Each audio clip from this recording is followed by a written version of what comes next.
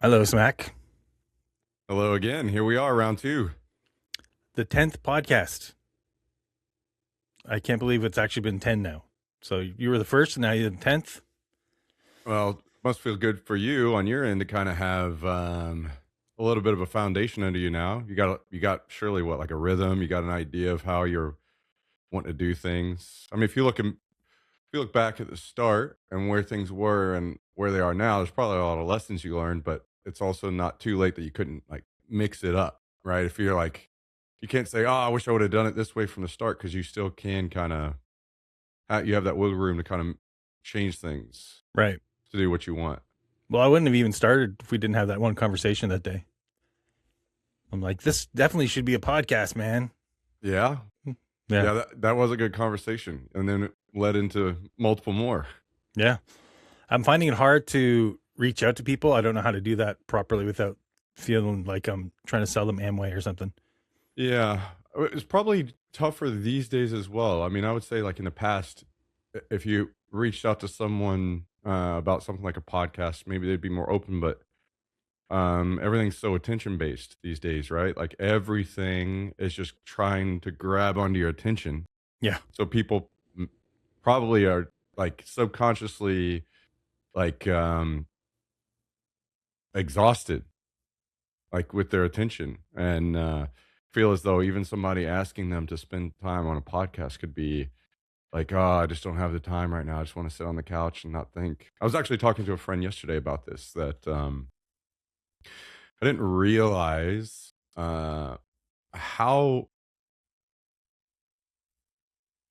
just like I didn't have free time to think, just actually like just think clearly with nothing going on until I started like going running and walking and doing more of that. I finally had time away from my computer, away from like even whenever I stream or play games or anything, you're distracted, right? Yeah. Yeah. And whenever I started doing that, I just had time to think. And you get a little bit of that in the shower, which maybe is why a lot of people have, shower thoughts or whatever. But that was so huge for me, and it's kind of like I try to walk through areas that have really nice nature as well, so it's kind of visually stimulating as well, seeing squirrels and birds and whatever. So that's got to be a challenging thing to, especially if you want to try to do something long form like this. Get Yeah. people to sit down, spend the time to chat with you for a long time. I think people are kind of intimidated by the long form, and I've been telling them like it doesn't have to be long form. There's no rules or anything like that, but I still think they feel like it's supposed to be like that. But Well, I agree that it should, because you don't really, you end up just talking about surface level stuff that everybody hears in any normal conversation, right? If you yeah, don't have it longer, you can go off on some crazy tangent. You don't have to say, "Oh, maybe next time we'll talk about that." You can say, "We can talk about it right now." Like while we're on the topic, let's go. Let's deep dive that. Pry in. Let's get to it. And I think that that's great. I've spent time watching a lot of the episodes that you've done, and that's exactly it. Somebody brings up something that you think is interesting, and then you're like, okay, well, I'm going to ask a question. Let's go deeper. yeah. And that's the beauty of the long form stuff. You've been watching them. What do you think? Yeah, no, I think they're great. Which I told you this from the very first episode. I thought that you are naturally talented at hosting, because you have to be very selfless, right? You have to be I drive the wouldn't describe conversation. myself as selfless. Well, I mean, I think you've done a really good job. You have to be. You have to be extremely curious and pushing forward on that person and finding out, making them talk about themselves more, because just I mean, as you know, and you see this in any good podcast, that over time you're the one consistent factor, right? So people are gonna learn about you over time, slowly, as bits and pieces come out, episode after episode. Right. But you only have this bit of time with this person, and you need them to talk about themselves pretty well the entire time, because people are there to hear about them, right? Like you may pick whatever big podcaster now, and like for me, I don't watch a ton of podcasts, but I will if it's a particular person I'm interested in. then I'll go check it out, right? So I'm there because of the guests, and I want to hear Right. about the guests, and I want to hear the guests talk. Um, and that's why, it can be so important to just drive that conversation about that other person a lot.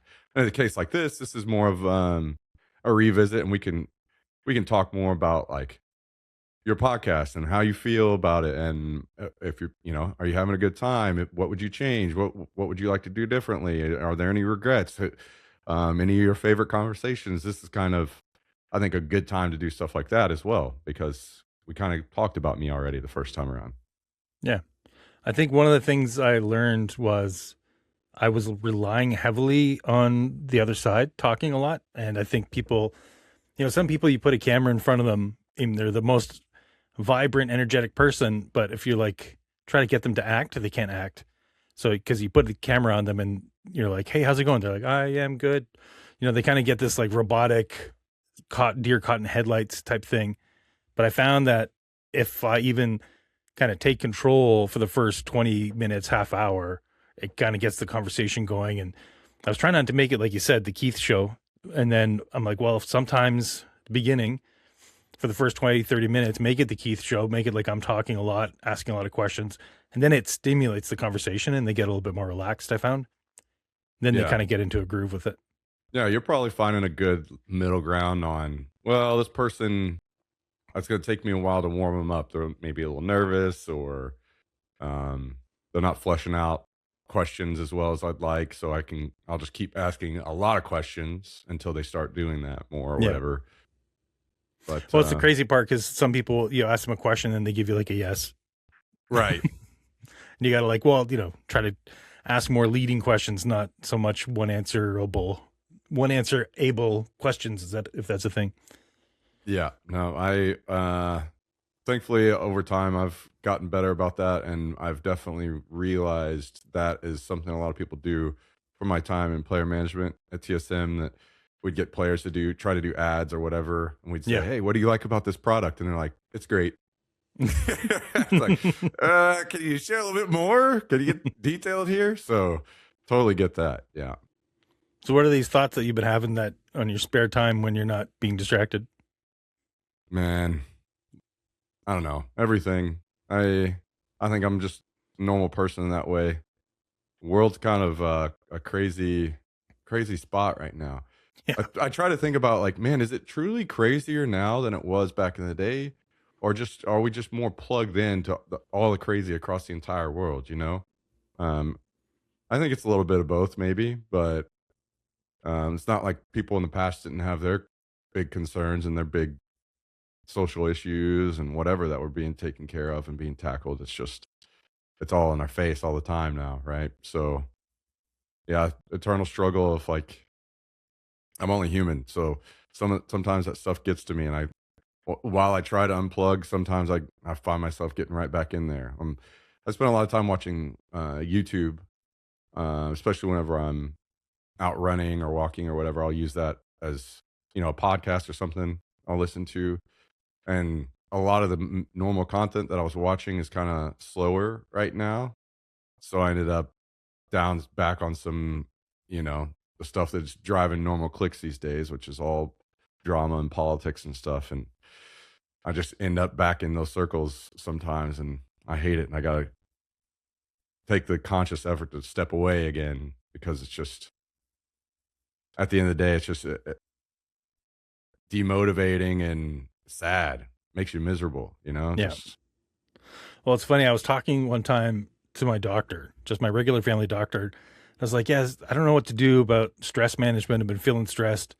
And he asked me like what I was stressed about. Then I would tell him kind of, didn't want to go full crazy mode on it, but I was telling him, things about the world and my concerns with this and that. And what he said to me kind of woke me up and shook me a little bit because it was so nonchalant. He was just like, oh, so you're worried about things you can't control.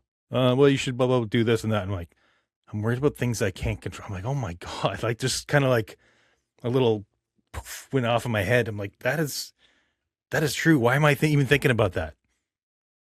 Worrying about things yeah. I can't control. What's the Yeah. point of that? Well, I mean, it's also probably human nature, right? Like, I think it's pretty normal to worry about long-term things as well, like death and such. And that's something, and in some ways you can control it, right? You don't eat terrible food, or you don't decide to drive your car off a cliff or whatever. You can control it in some minor ways, but it's coming for you one way no matter what. So It's just the way he said it, I think, too. He's just so like, oh, you're being an idiot. yeah, Like, I will say that's got to be good, because I did a little bit of therapy, and it was nice to talk about things, but at the same time, I felt like I also had to talk to my therapist, and I was like, "Listen, I need you to like amp it up, like for me. Like, I don't want you to listen. I want you to tell me where I'm going wrong, and like give me ideas on how to improve." You know. So I do think that there's probably a good. I didn't have time to just go try a bunch of therapists and find, somebody that really spoke to me. So the fact that this guy just was straight on, like almost exactly what you needed to hear, or what worked for you, is great, he wasn't because, even a therapist. He's just my doctor. well, I mean, basically somebody, and doctors too, like basically speaking to you on the exact level that works for you, right?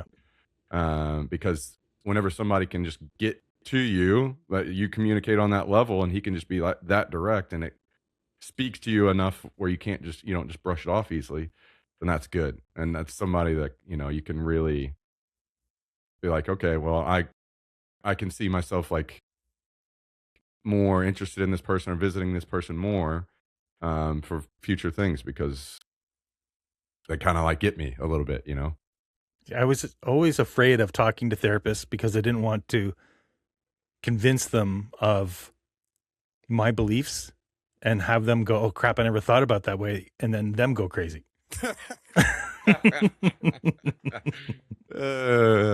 Yeah, I mean, I guess I hadn't thought about how that could be a thing. Yeah, that's fair. That could be like, I'm very persuasive. yeah, yeah.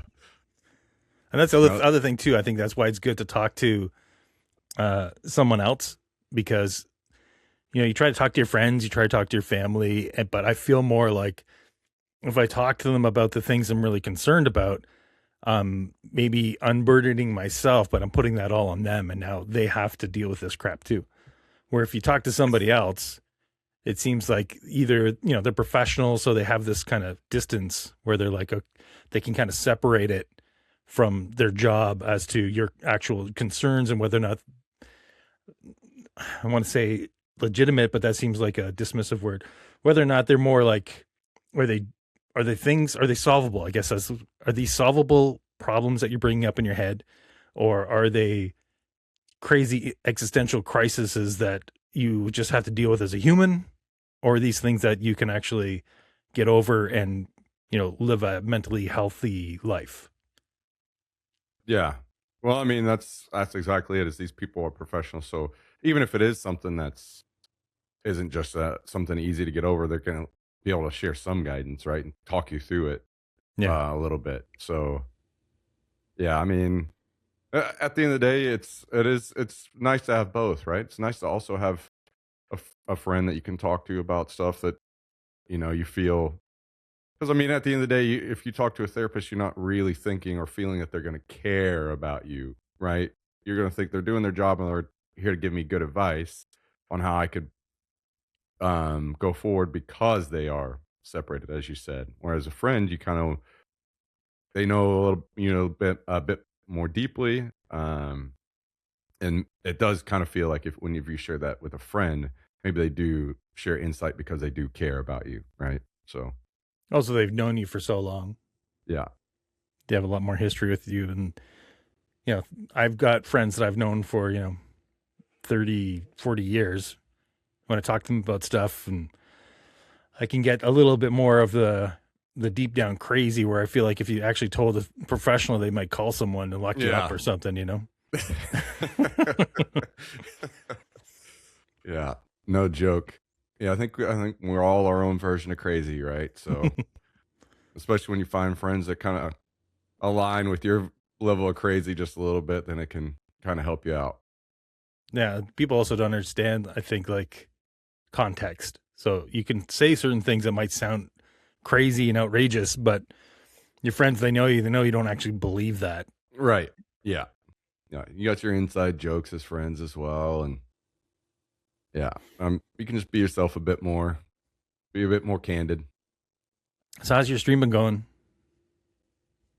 Up, down, and all around. I don't Yeah. know, man.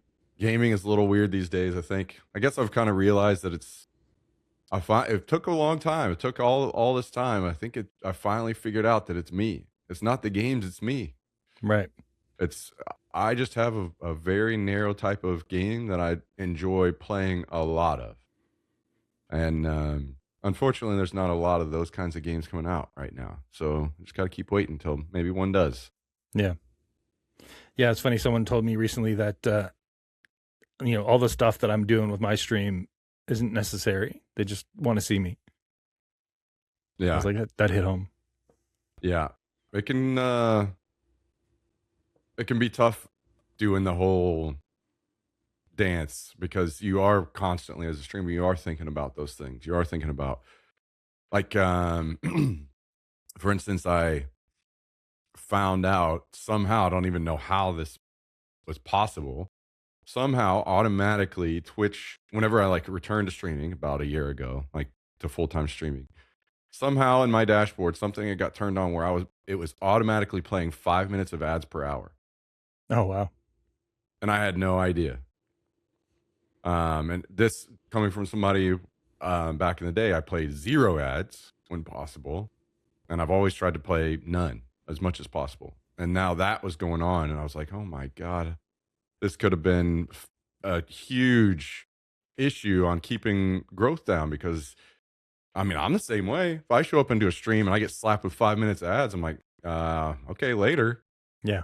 So I'm sitting there thinking about that and like, oh, maybe this is going to be a big breakthrough and the channel will start taking off again. And I did that and it took multiple weeks. I wasn't really seeing any change. I was like, wow, okay. Because I put it all the way down to the bottom. Like pre-rolls are going to start rolling again on the stream. But to me, in my mind, I'm like, okay, it's 30 minutes of ads per hour. Or sorry, not 30 minutes. 30 seconds of ads per hour is the minimum. Yeah. So I was like, okay, I'm just going to take it all the way down to the minimum, but they're going to have a pre-roll. But to me, if I think about a new person experience, I would much rather, like, some are going to be turned away instantly. Like they come into the stream and they see a 30-second pre-roll, they're going to leave. Okay. But some will come into the stream, see the 30-second pre-roll and say, this is a normal Twitch experience, kind of. Yeah. And then they don't see another ad for an hour. To them, that's probably more freedom or like more refreshing and not going to chase them away as much of getting slapped with 5 minutes of ads out of nowhere, especially in a heated moment, So to me, I was like, okay, this is kind of how I want to run it for a little bit and experiment it with it and see. And I wasn't seeing any change one way or another. But now it does seem like things are starting to tick up a little bit. And maybe, that's exactly what I'm talking about. I don't know if this is exactly what it was. Like maybe it's finally starting to come around and I'm starting to see a little growth because of that or not. And these are things that you could just think about all day long as a streamer. Whenever sometimes it's exactly what you said. Some person comes in and they're like, man, I haven't seen you streaming in years. I stopped watching Twitch, but I kind of got some free time or I got a job from, I'm working from home now. I'm just going to keep you on another monitor and watch the stream again. Yeah. I didn't need to worry about the ads with this guy, just slowly people figuring out that you're streaming again. Or I very much believe that, streaming it's almost like comedy or many other aspects of life where people that are seeking entertainment, they end up gravitating toward the people that they not only enjoy the most, but more specifically kind of align with them a lot. Like you have similar types of humor or these kinds of things. You end up just following into those categories, I think, a lot more. You find the people that are like you or you feel are like you. Well, even like gameplay wise, like I know that like we all try to play games kind of as intended. We're not like going around trying to find a bunch of exploits all the time and use them because that's just boring for us, I think. Some people don't find that boring. They like it. They like to push the game as far as they can and abuse the devs' mistakes or whatever. But like even like Joshua, you know, we get mad at people for spamming apple trees and that sort of thing, right? Like I think we all kind of had a similar viewpoint on that kind of gameplay, even. So Yeah. similar aspects in that, not even just necessarily like political beliefs or anything like that, but more even just like gameplay. Yeah. True. True. I agree. I mean, there can be even small things. Eventually, politics did become like such a divisive thing to a lot of people, but um, Well, I think with yeah, a lot of us, people don't even understand what our politics actually are because we don't talk about them a lot. yeah, true. I mean, it even came up in other discussions that your podcast about me and like my religious beliefs, and I'm not atheist. To me, actually, I don't even know. I feel like I don't know. It almost feels impossible to be atheist because you can never truly know. Like I very much just am. I feel like I'm just agnostic. I have to be like, and I'm completely open to the idea of there potentially being a God and these things being real. But I feel Was like that if on Jonathan's that I think I said? yeah, Did I call you an atheist? well, no, you just said you didn't know Okay. because I wasn't clear, and that's fine because hey, we got another opportunity. We'll go over some stuff. And I don't know. That's You're right. I think that I mean all of us we're complicated people. There are things that we believe, or there were things that I talked about that was also like I didn't necessarily believe, but I thought are fascinating. I don't like deeply believe in any kind of simulation stuff yet, but I do think it's fascinating, and I do think it's a possibility, as I think that many things are a possibility. I just try to keep an open mind about everything as much as I can. It's like, could it truly be a possibility? Yeah. Okay. Well, then it's interesting and I'll learn more about it. Yeah. It's interesting because if it is like the fact that we're getting so close to being able to do that now almost indicates that that must be what it is. Because the chances, if it's possible and we actually can fully simulate reality on some sort of level, the chance that we're actually the very first people to be here seems very slim, Yeah. considering that we're going to be in. If we have simulation and simulation is here for the next billion years, well, what are the chances are? It seems almost egotistical to think, oh, I was part of the original crew of Yeah. real True. humans, right? True. Uh-huh. Yeah. I've heard some pretty strong arguments the other way. I think Sean Carroll, I don't know if you know him. He's Yep. got a pretty good argument against us being in a simulation. So I like hearing both sides. I think YouTube is one of my favorite ways. It has become one of my favorite sources of entertainment and knowledge and learning, because especially through debates on politics or anything. Any kind of media is all going to have a slant these days, right? And you only hear what they want to tell you, and the people that are paying them want Yeah. them to talk about, right? But a lot of times in debates on YouTube, the people want to win, right? And that drive to win the debate means they're coming with, at least for them, maybe they're not super good debater, but they try to come prepared with their best arguments, right? And they come prepared with, I know that person's going to come with this argument, so I want to come up with the best counter ahead of time. Yeah. And I feel like um, you get a good case for the strongest points on both sides, and it can help you learn, in my opinion. Yeah, I may have a bias this way, and I can admit that. But if I hear a debate with somebody from the other side, they're coming with good points. And, if you approach it with an open mind, you have to say, that's a good point. I haven't thought about it that way before. And then, okay, well, how's this guy that believes kind of what I do? How does he approach that and like go back against that? So, um, The real trick that, is to that goes be with able science to, too. right. And the real trick is to be able to argue both sides. Hmm. Yeah. Strong man, steel man, Yeah. rather the other side. Whenever you can be open minded enough to steel man the other side and make that case, then you're really open minded about things, I think. Yeah, and I'd like, there's that old saying, "Don't be so open-minded your brain falls out."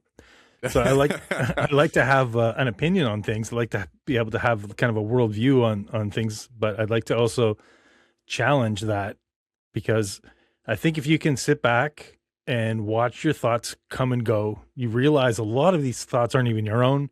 These are things you've picked up from other people. You've heard maybe another podcast or your parents say, or your brother, or people. And if it's somebody that you really respect, it's really easy to adopt all of their opinions.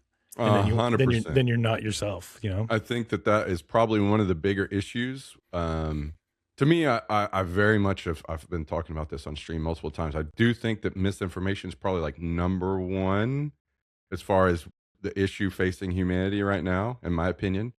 That we don't have a really good, true source of information out there. And I don't know that any answers to this. It will be interesting to see how we tackle that. But I think part of that is because people like the rise of influencers, really, and influencers have become they're in every aspect of your life now, and political influencers um, have you just hear exactly what you said. People are just repeating talking points, and you can hear those come from these political influencers or whatever. Um, and it's frustrating to me sometimes because I feel that if I ask somebody a question, I can't get their real thoughts anymore. They're just repeating the talking points of their favorite political influencer, or uh, it's in gaming right now, especially bad as well, where people start hating on games because their favorite streamer or whatever hates this game and shits on it for this or that reason. Too many people can't just say that game isn't for me, and that's okay, you know, Yeah. and just move on with their life. They got to talk shit on that game, Yeah. which is so weird to me. Like, I can't, I just so often think how it was just, it feels like yesterday, man, that I was in school and I couldn't even talk about games because I would get made fun of and just absolutely bullied over playing video games. And now everybody's playing games and people are talking shit on enjoying this or that game. I'm like, man, there are games for everybody now. Everybody gets to find the game that they want to play, and now we're talking shit on people for the game that they enjoy. It's crazy. I don't get it. It's a weird whiplash of a It's that situation. tribalism again. True. Yeah. They identify themselves with external things instead of trying to identify with who they actually are. So they're Yeah. just like, I'm a Mr. Peanut, or I'm a freaking, I can't even think of other people right now. Like Summit, I'm going to follow what he says. I'm going to do what they say. And if they don't like it, Marathon sucks because they say Marathon Yeah. sucks. Yeah. That's the hot one to talk about right now for sure. Yeah. I just, I finally, I think I'm in the same place where you were with Arc Raiders. I'm just like, I'm kind of almost done with it now. I'm like, when a new map comes out, it might be interesting again, but it seems very much like very cyclical, very repetitive, very weird. The culture with it, like, because I'll either it's such a weird experience because I'll either get into it where I'm like, okay, I can get into friendly lobbies. This whole matchmaking aggression matchmaking system I think is flawed because Yeah. I can game it. Right, I can just go and no gun, whatever, and just heal people and just super get into friendly lobbies, and then I could turn around and just be a jerk and start shooting everybody, and then it's really easy because these guys don't PvP, so I can be like, the master of the game. I'll just go kill everybody in the entire map if I want because none of them know how to shoot a gun at somebody else, only arcs. Yeah. And then they get all mad. It's like they're just like it's so Yep. offensive because you're killing them, and not only that, but other people who are watching you get mad that you're doing that, and I don't know. It's such a weird phenomenon. Yeah. It's such a weird game that one, man. Yeah. But at the end of the day, that's how I had to approach it. Was like, I like the game a lot. I think it's incredible on so many levels. But Hmm. I just realized it's funny how just a few minor things like that can kind of just break my enjoyment of it. And then I was like, okay, well, this game is. I've realized the game isn't for me anymore, and I kind of just, rather than beat my head against the brick wall, I'll just move on and appreciate the memories that I have, and maybe I come back here and there in the future. But It's just it's not for me what it turned into, and there are a ton of people that still enjoy it. Go for them, and I hope that they continue to. It's just I'll move on, and old man me, I'll figure out the next game that I enjoy. So are you still enjoying DayZ on a day-to-day basis? Or is it something that you're just playing because there's not much something else to play? The thing about DayZ is it is almost there. It is almost the game because at the end of the day, it's really hard to play any game every day, all the time. Yeah. And what I really have understood more this time around is I need a good game that I can play just kind of. I'm not all in playing the game, super concentrated all the time. I need a game that I can play where I'm just kind of only giving it like 3/4 attention, and I'm chatting and talking with people and listening to what they have to say, and I'm engaging with the people in chat more. That's kind of what I look for in my stream. And even dialing that down to like half interest or quarter interest at times, depending on what's going on in chat. If there's a funny topic and you can latch onto it and you just blow that out and that becomes a talking point of the day. And man, it's been, I've got people in the chat that'll start posting AI photos of me, doing crazy things or whatever. And I can pull those up on stream and everybody can laugh about them together. There's using that, and the game just kind of takes a back seat for a while instead of it being all about the game. And DayZ is a perfect game for something like that because there's plenty of downtime, right? So for me, in the way that I like to run my stream, it's great. And it's almost there, the game that I would love to play all day, every day. And it would be the main game, and I wouldn't care to find a new main game. I can do DayZ, and then as other games come out, I can, play them for a bit or not. It's just old and buggy, and it's just a Bohemia game, and that's what they do. They release half finished games, and then they kind of work on it a little bit, and then they let the modders kind of do what they can, and the game is just always like, in my mind, it's frustrating because there are issues with like the zombies and these kinds of things, and you could throw some band-aid fixes on those and make it less frustrating, but those never come, and What are so your there favorite parts about DayZ besides the downtime? I think what I've really learned to like now, this current form or current time around streaming, is I have found a modded server that I really like, where it's basically just vanilla, but just a little. I have a base and I have a little bit of stuff. I don't want a lot of stuff. I don't like games. I lose interest in the game whenever I have too much stuff. I just want a little bit of stuff. If I die, I can run back to my base, throw some gear on, and go again. And raiding other people's bases. That is really fun. But not too bad, like not too far. Like Rust, people rating at like 2 a.m. and stuff. Man, I want to be in bed at 2 a.m. I don't want to be trying to defend my base or feeling like I need to attack and raid other people's bases. Having good set raid timers where raiding is only available during these windows. There's plenty of good PvP other than that. Those are the things that I've really latched onto that I really like, that I think, and there being wipes. The servers I'm playing on now wipe every like 6 weeks. So you have the process of, the first couple weeks you're building your base, maybe figuring out where you want to build. You're putting all the effort and looting around the map and finding the nails and these kinds of things. So you have a very different like progression to the wipe.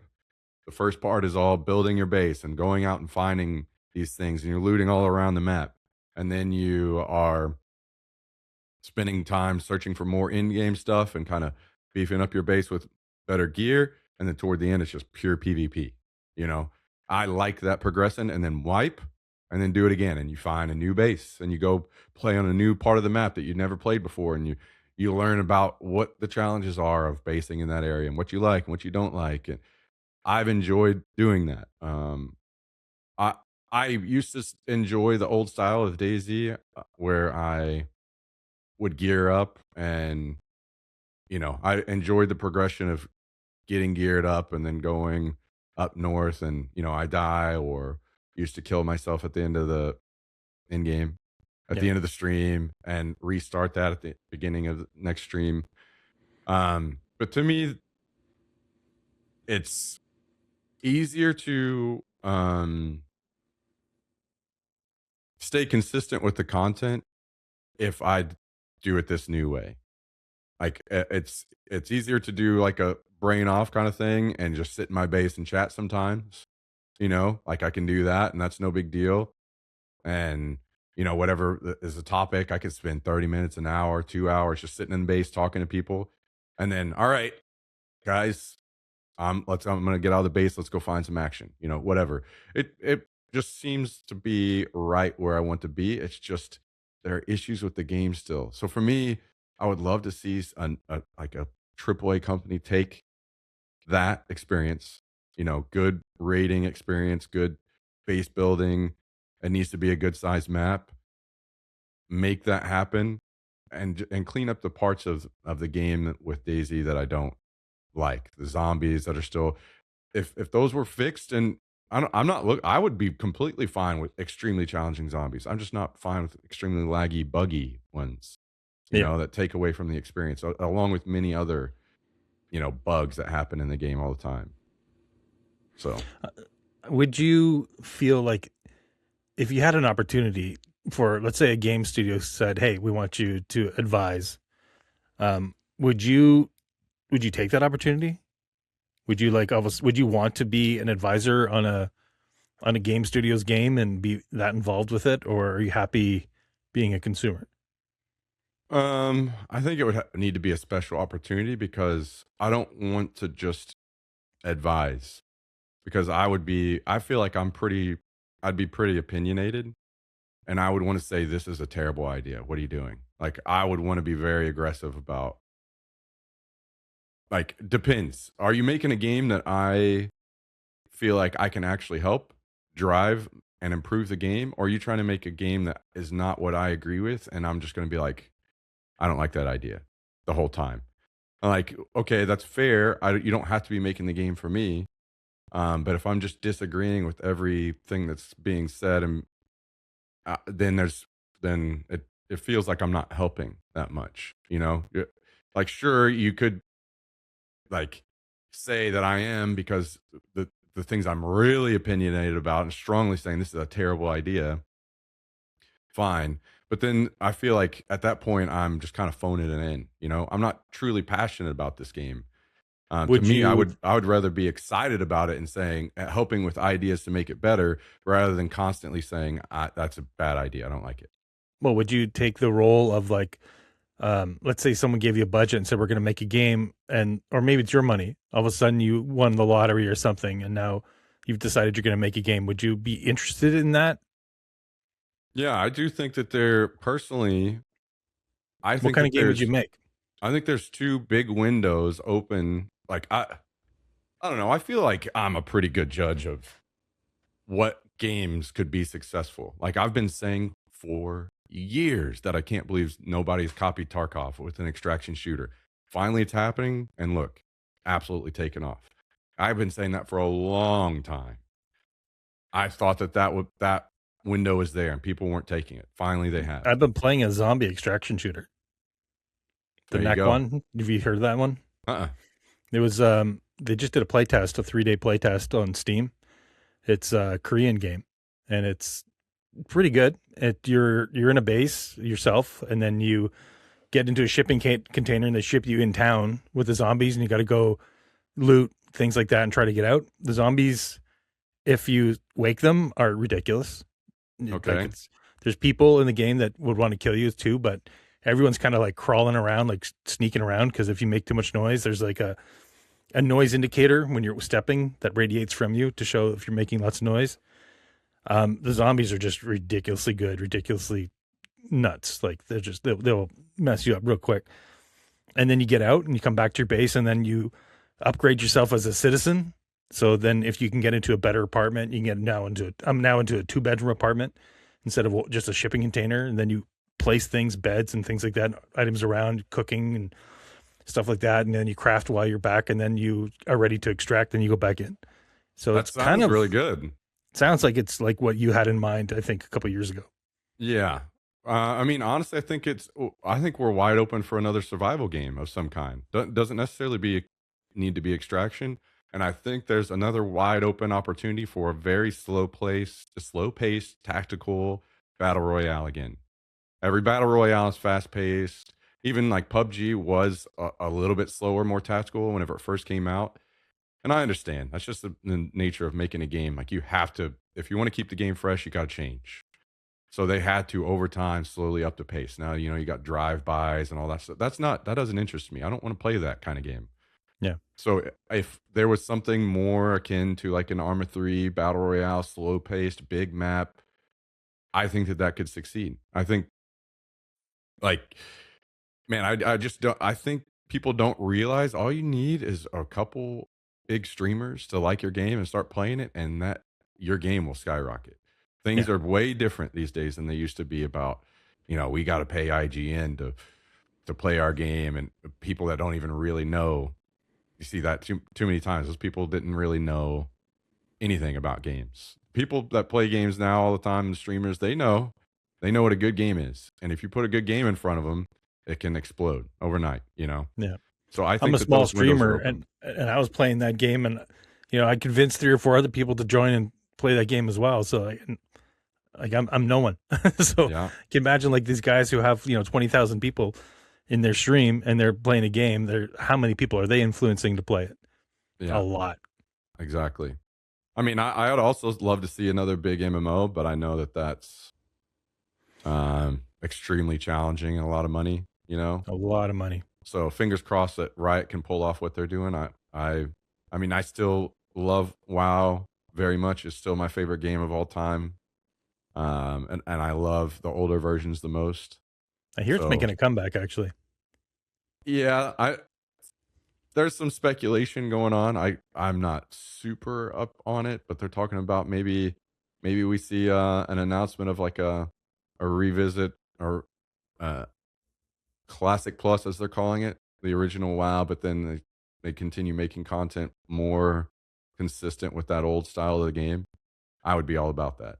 That sounds super fun to me. So we'll see. So you'd make a survival game? Is that what you would make? I don't know.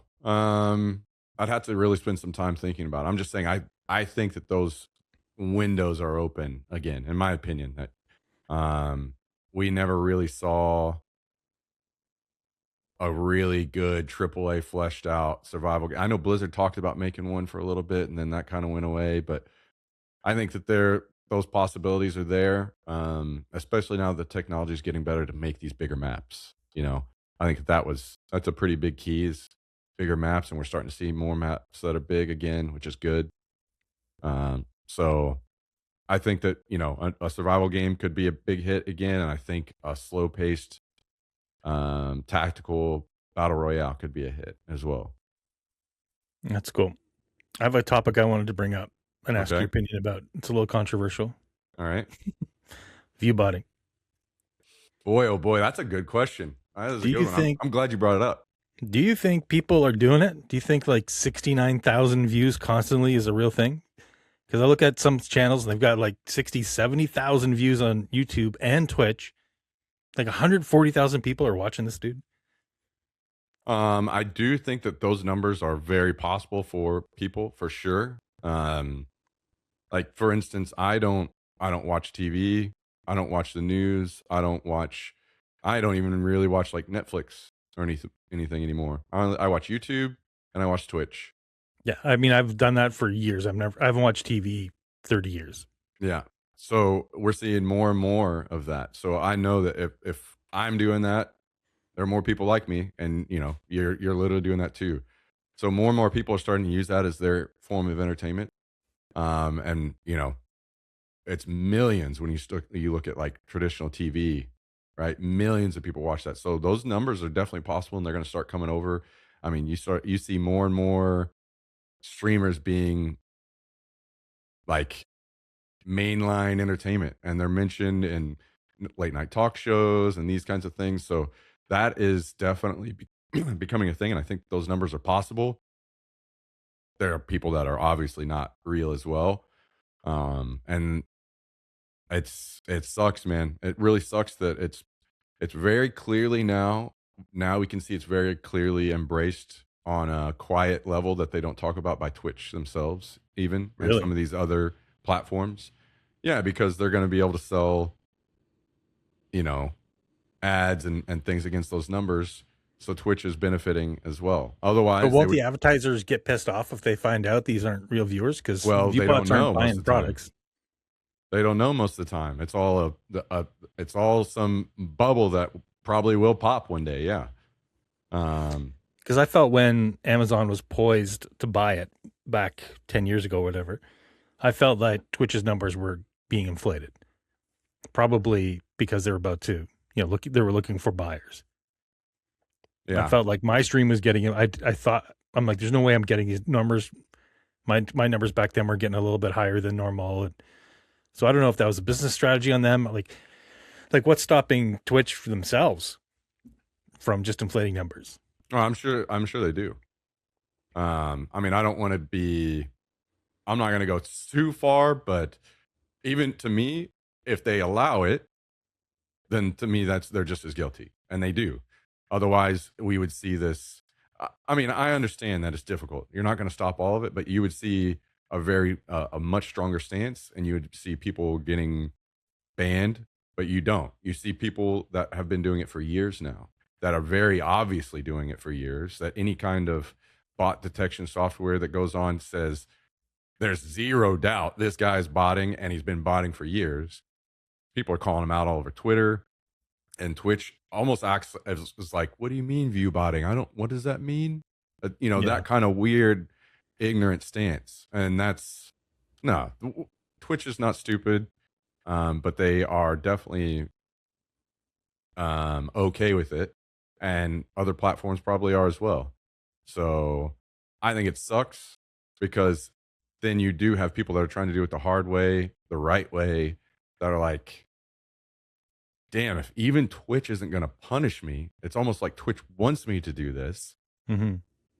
Almost like What you do I have to do? it. What do I am I going to stand strong on like integrity and like, no, I will make this happen? Or do I just start making money and start being a successful streamer by hitting a button?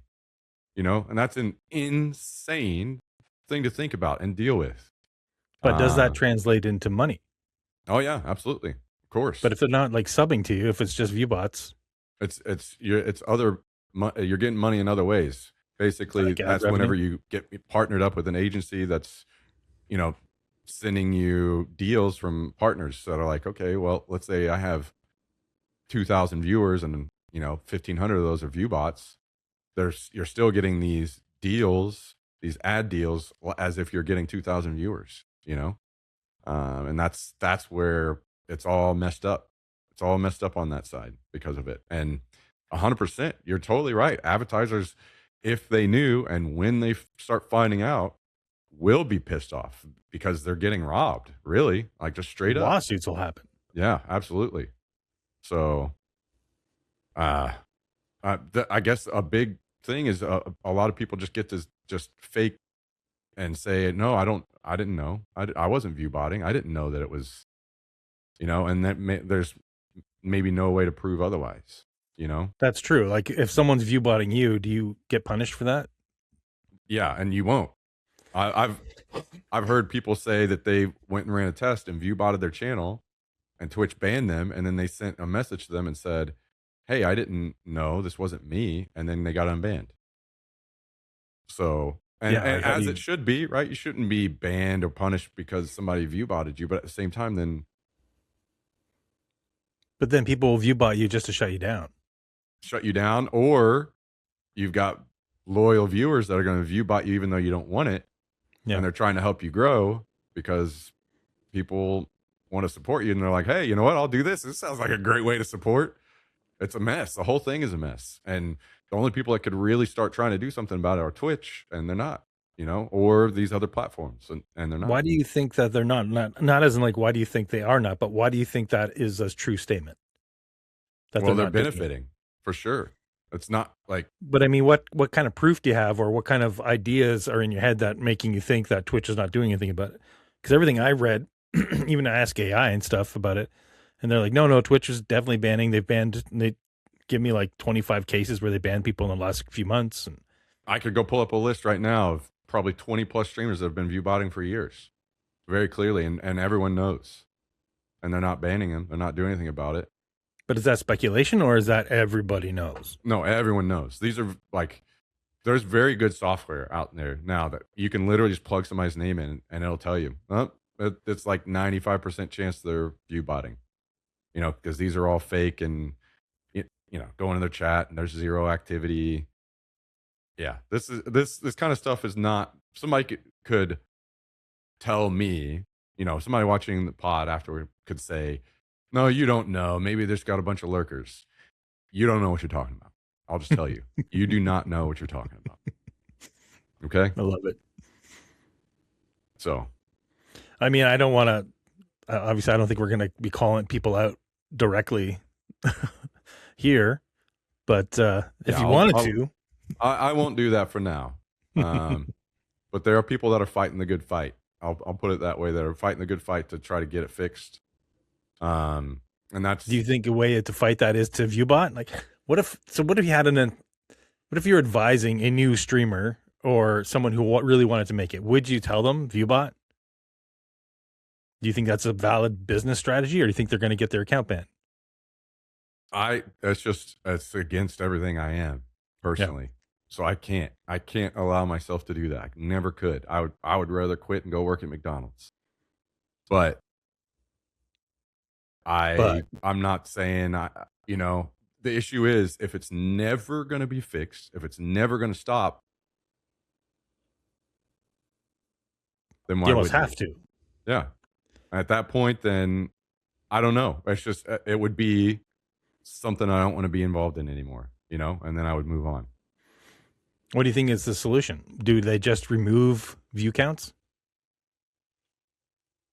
Well, there are many solutions. A lot of this stuff is like embedded viewership from other websites and stuff. And that was one of the first things that Twitch went after, because they got pressured by people. These streamers that are basically, they have a website or whatever that is inflating their viewer count on Twitch. And that's kind of what the front page of Twitch is. And there's a whole back end side of this that a lot of people don't know about. That. Well, let's talk about that. I want to know. Basically, whenever, let's say, for instance, I won't say the company that did it, but we did this with TSM. Because I got to tell you, Tony, our mutual friend Tony T. Freddy, he's, every time I see anybody, any channel, he's like, they're viewbotting. They're viewbotting. Look at that guy. That guy's viewbotting. He thinks everybody on Twitch is viewbotting. Yeah, I mean, there are a lot of viewbotters. Yeah, and not everybody, but a lot of people.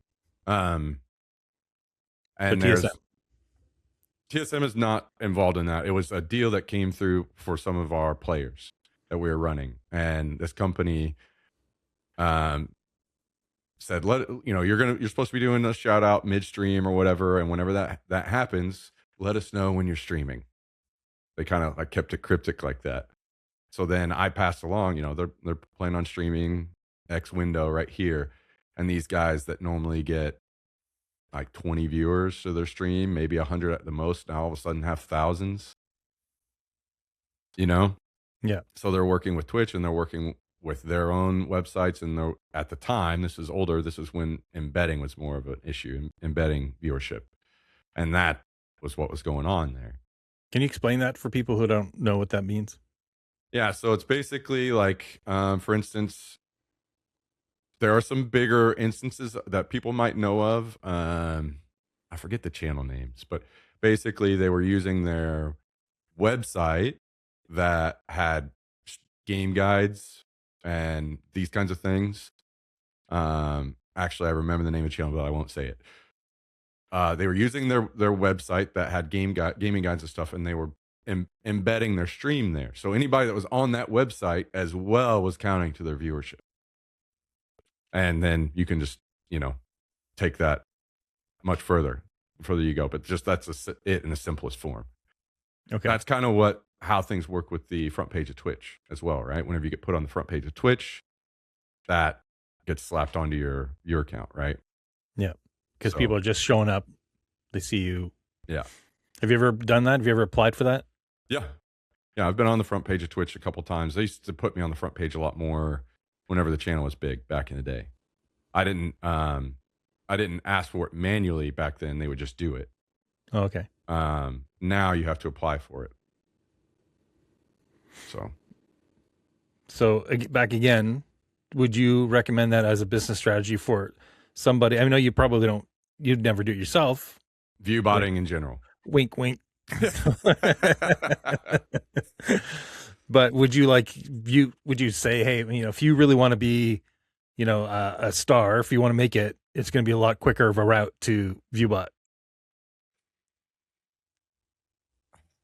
That's tough for me to answer because I honestly, truly want to give it a fair, I would really want to think it out, and I would really feel like I want to better understand where things are headed. If they were not, take morals or out of it. I mean, I don't even think it's a moral issue really, because it's a business strategy. Like, would you advertise at the Super Bowl? Is that cheating? See, that's exactly it. That's why it's tough for me to say for sure anymore, because if the future is headed that direction, you're exactly right. It becomes a business strategy. And even if I'm against it, if it's what everyone is doing and it is accepted in the industry by all platforms, then at that point, it is a business strategy. It is just that. And at that point, then if you aren't thinking about it in that way or doing it in that way, then you're just shooting yourself in the foot. And if you want to tie yourself to I'm against the old version of this was viewbotting, I'm against that. But eventually at some point it can morph into not being that anymore. If everyone accepts it and is okay with it and it's 100% approved by all platforms, then, then it is a business strategy. So for me, I feel like I say no still, but if it becomes that, if that's the future where it is completely accepted and approved in all ways, then why wouldn't you? Do you think that they are more punishing of smaller channels? 100%. Yes. So if a new guy started doing it, they would all of a sudden recognize that and go, hey, yes, you're done. Yes. I mean, and that's the same way that Twitch is extremely bad now about how they enforce their bans, their TOS. The people at the top get away with saying and doing some insane shit, and the people at the bottom may get permabanned over it, Do you feel that's the same way even with cheating in games? Do you think there's some people out there who I'm not going to mention that have been accused of hacking while they're playing on stream, and it seems like even the games themselves don't really punish them as much because they like the promotion? That one's a tough one for me because I don't know for sure of examples of that. There's been people who you see they're using ESP, like you can see the squares, you can see them highlighting, and they're on stream and they're just doing it. Yeah, well, those usually that's against Twitch TOS as well. So those people get banned on Twitch and in game. But what if they're really big? Well, I haven't seen any examples of that happening. Okay. With a big streamer and it being okay. Now, I have seen examples of, for instance, big streamers buying gold or something in WoW that used to be a permaban for some people and still maybe would be for some people. But then they got away with it or whatever. I'm not 100% against, I get it. And I if I was running that company, I probably wouldn't permaban that person either on something like that. But because at the end of the day, the whole buying gold thing is on the company. It's kind of like, hate, don't hate the player, hate the game or whatever, right? Yeah, I can't believe that would actually be punishable because that's just a mechanic in the game. It's not like they're hacking. Yeah. So, and to me, that's much more innocent than hacking or whatever. Yeah. So I would for sure be hitting somebody with some kind of temp ban personally. in that case. For me, it's more of like the crazy political division that's going on and the high end streamers on Twitch that are starting to say more and more crazy shit. Um, that people that are smaller than them would get banned for, at least temporarily, and they are not, because they're What do you pulling mean? in. Like politics, like Trump stuff, or Yeah, on both sides. Yeah, that don't get. And honestly, I almost would be okay with it as long as the people below, smaller streamers below them, if they didn't say the exact same thing, they wouldn't get a temp ban or perma ban.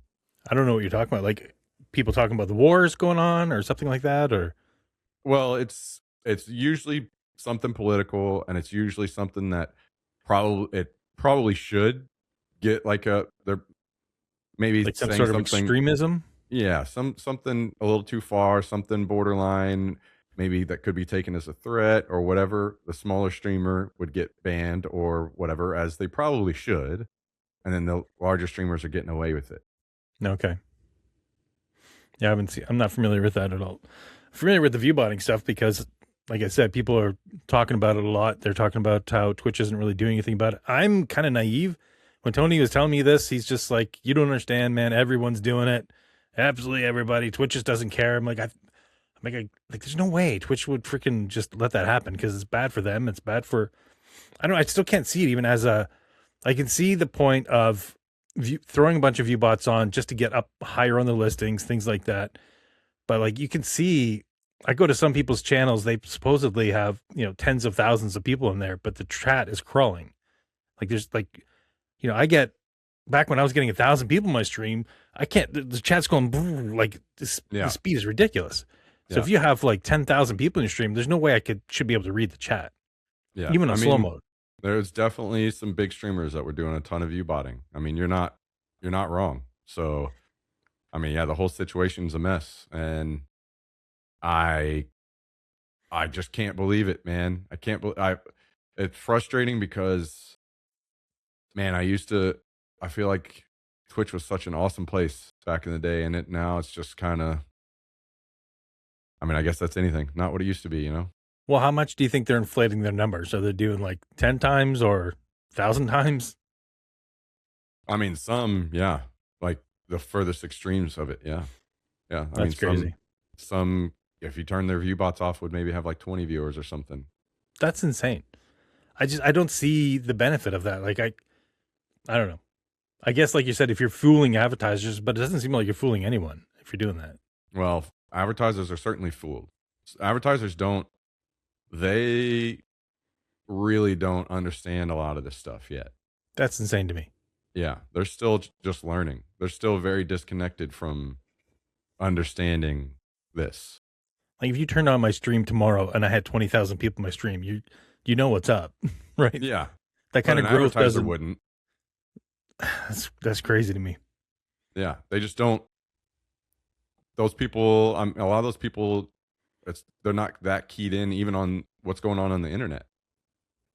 They're just, they're just seeing numbers and like, okay, we're just getting our product seen by more eyes. We can see somebody shoving a piece of paper or whatever, or a spreadsheet in front of us and saying, here's the numbers, That's crazy. So it would be a good business strategy then just to do that, just to get those advertising dollars in. Yep.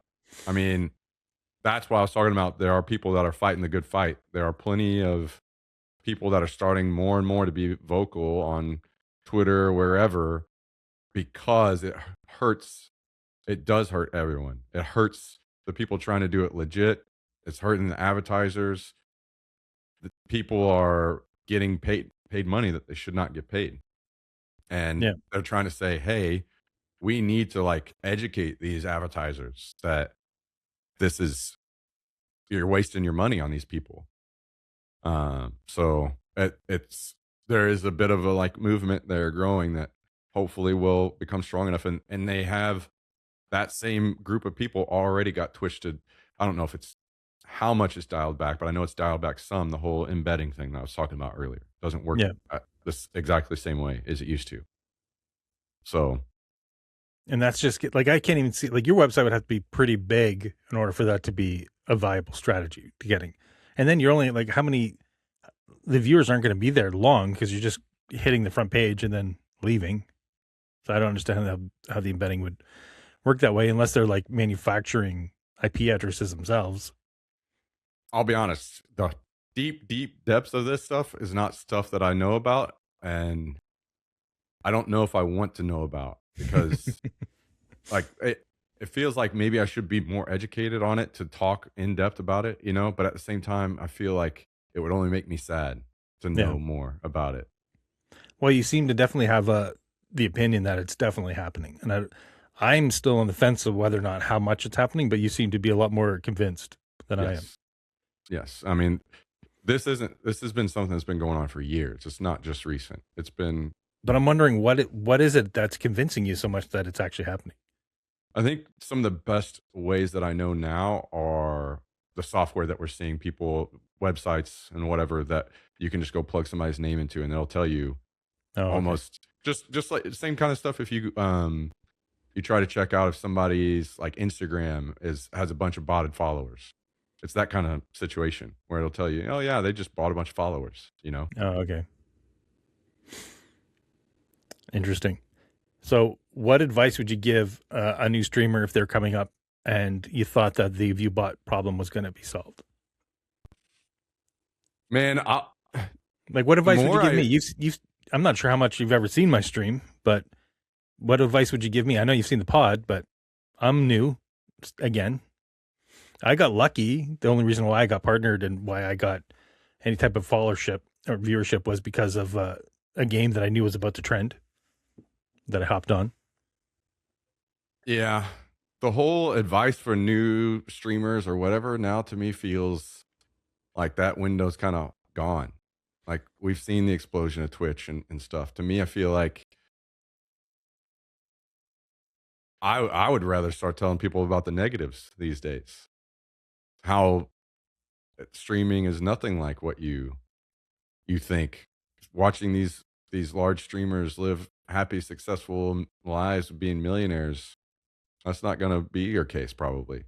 Like I would rather tell them all the negatives up front that they don't get to hear anymore because somebody that is that set on making it happen will hear those and do it anyway. And they'll do it for the right reasons, probably But because I had they'll be, comments on some of my videos where they're like, "Wah, you're playing video games for a living and you're complaining about it." yeah. Well, I could go, we would need a much longer podcast if I went into all the miserable things that I experienced um, going through all this. Now, don't get me wrong. I'm very happy that I've been able to experience the things I have in my life. I've gotten to, spent time as a pro player and traveled the world. I am very grateful. Things could have been a lot worse in a lot of different ways for me, but it's not rainbows and sunshines for I've had multiple ruined relationships that were I would say are mostly my fault, but streaming and what I've done is a contribution, you know. And that's just the beginning, you know. Me myself, time that I've spent in therapy, some of those things are being driven by streaming. Things like I have become a much more short tempered or like short fuse. There's a lot of things that I've had to try to s- focus on and improve myself on that were through the whole streaming thing. Complete inconsistency in income. You know, worrying about bills month to month many different times. And that was somebody that you know I'm not starting out. Again, all of these things to me are things that suck and you set them to the side. And it all goes back to the things I was saying before. If you're just trying to focus on what you should do, is start for fun. And if it becomes something cool, but don't just please only do it for fun because people will see that in your stream and they will tune in and enjoy it. The people that are most successful are the people that are having a great time on their stream. And if you're out there trying to do it for money or something, you're going to be miserable. There'll be so much projection. Ask me how I know. Like, just have a good time with it. And if it becomes something, awesome. And ride the wave and have a good time and try to be very smart about it. Be smart about what you've got going on in your life and how much you can keep that going on while streaming at the same time. People, it's just take it back to being passionate about it and doing it because you're passionate about it. And if you're wanting to make it work because it's a passion, you'll make it work. You will. I truly believe, and people that are passionate can accomplish anything. So if it's truly a passion for you, you will make it work, and people will see it in your stream, and people will tune in and enjoy it. But otherwise, don't worry. Don't try to force something like that. Like, there's still other opportunities out there. It's not like this is just you start up and you become a millionaire. Trust me, it's not like that. And there are plenty of hardships and heartbreaks that can come along with streaming as well. There are, for every single successful streamer you've seen, there's probably millions that failed, you know? It's interesting because the things you're saying parallel very closely with any entrepreneur, anybody who's trying to start any business. And really, streaming is what is very similar. You can, all the things you're saying, be passionate. Passion will come through. If it's a side project, then just do it as a side project. Keep your some kind of steady income, and then if that takes off, that's great. It's very, very similar. All the things you're saying, it's very similar struggles for any startup. I've worked at a lot of startup companies. A lot of them kind of go through the same thing. It's feast or famine. You get a bunch of contracts, and all of a sudden you don't.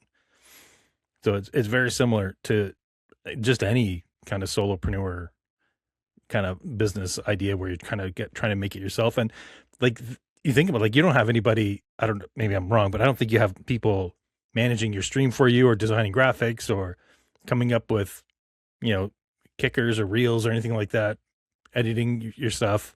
So it's like a one-man show, and it's a lot of work. Yeah.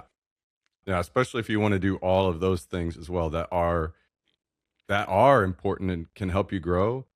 And I don't do a lot of those things because I don't have time. And also I'm like,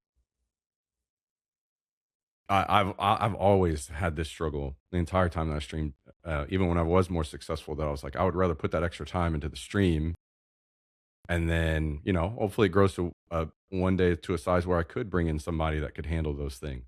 To me, that feels a better way that it would work for me. But I don't know, man. I think the growing thing is so much more difficult these days than it ever was. There are so many other options for people, and that's why it's so man, it's so tough for me. I don't want to just like be so negative on people and their dreams, but Yeah. it is difficult. It is more difficult than it ever was. The numbers are not what they were. Whenever I started before, there was just a bunch of luck as well. Like, I just happened to be playing Daisy that blew up because the standalone came out. I just happened to be starting whenever Twitch was blowing up. Like, there's a lot of luck that was involved too. So a lot of luck led to where things were for me, and I don't have anywhere near what I had before. Now But it's at the more of same like, time, like, the amount of people that are on the internet is constantly growing. true. That's true. And that's why you can't disregard it entirely. It's just, honestly, you need to be exceptional. You need to be exceptional to become something. And it's either like, there are some people, you don't start exceptional. It takes time to get good. And hopefully at that point you that's where you're doing it because you're passionate about it, you're having a good time. Um but man, it is so tough, and it's, maybe only going to get tougher. It's the whole live streaming thing. I know I've heard you talk about how you think that live streaming is going to see like a second resurgence because of AI and stuff, and that is intriguing. I have thought about that. It's something interesting I hadn't thought about before, and maybe that does happen, but also maybe not.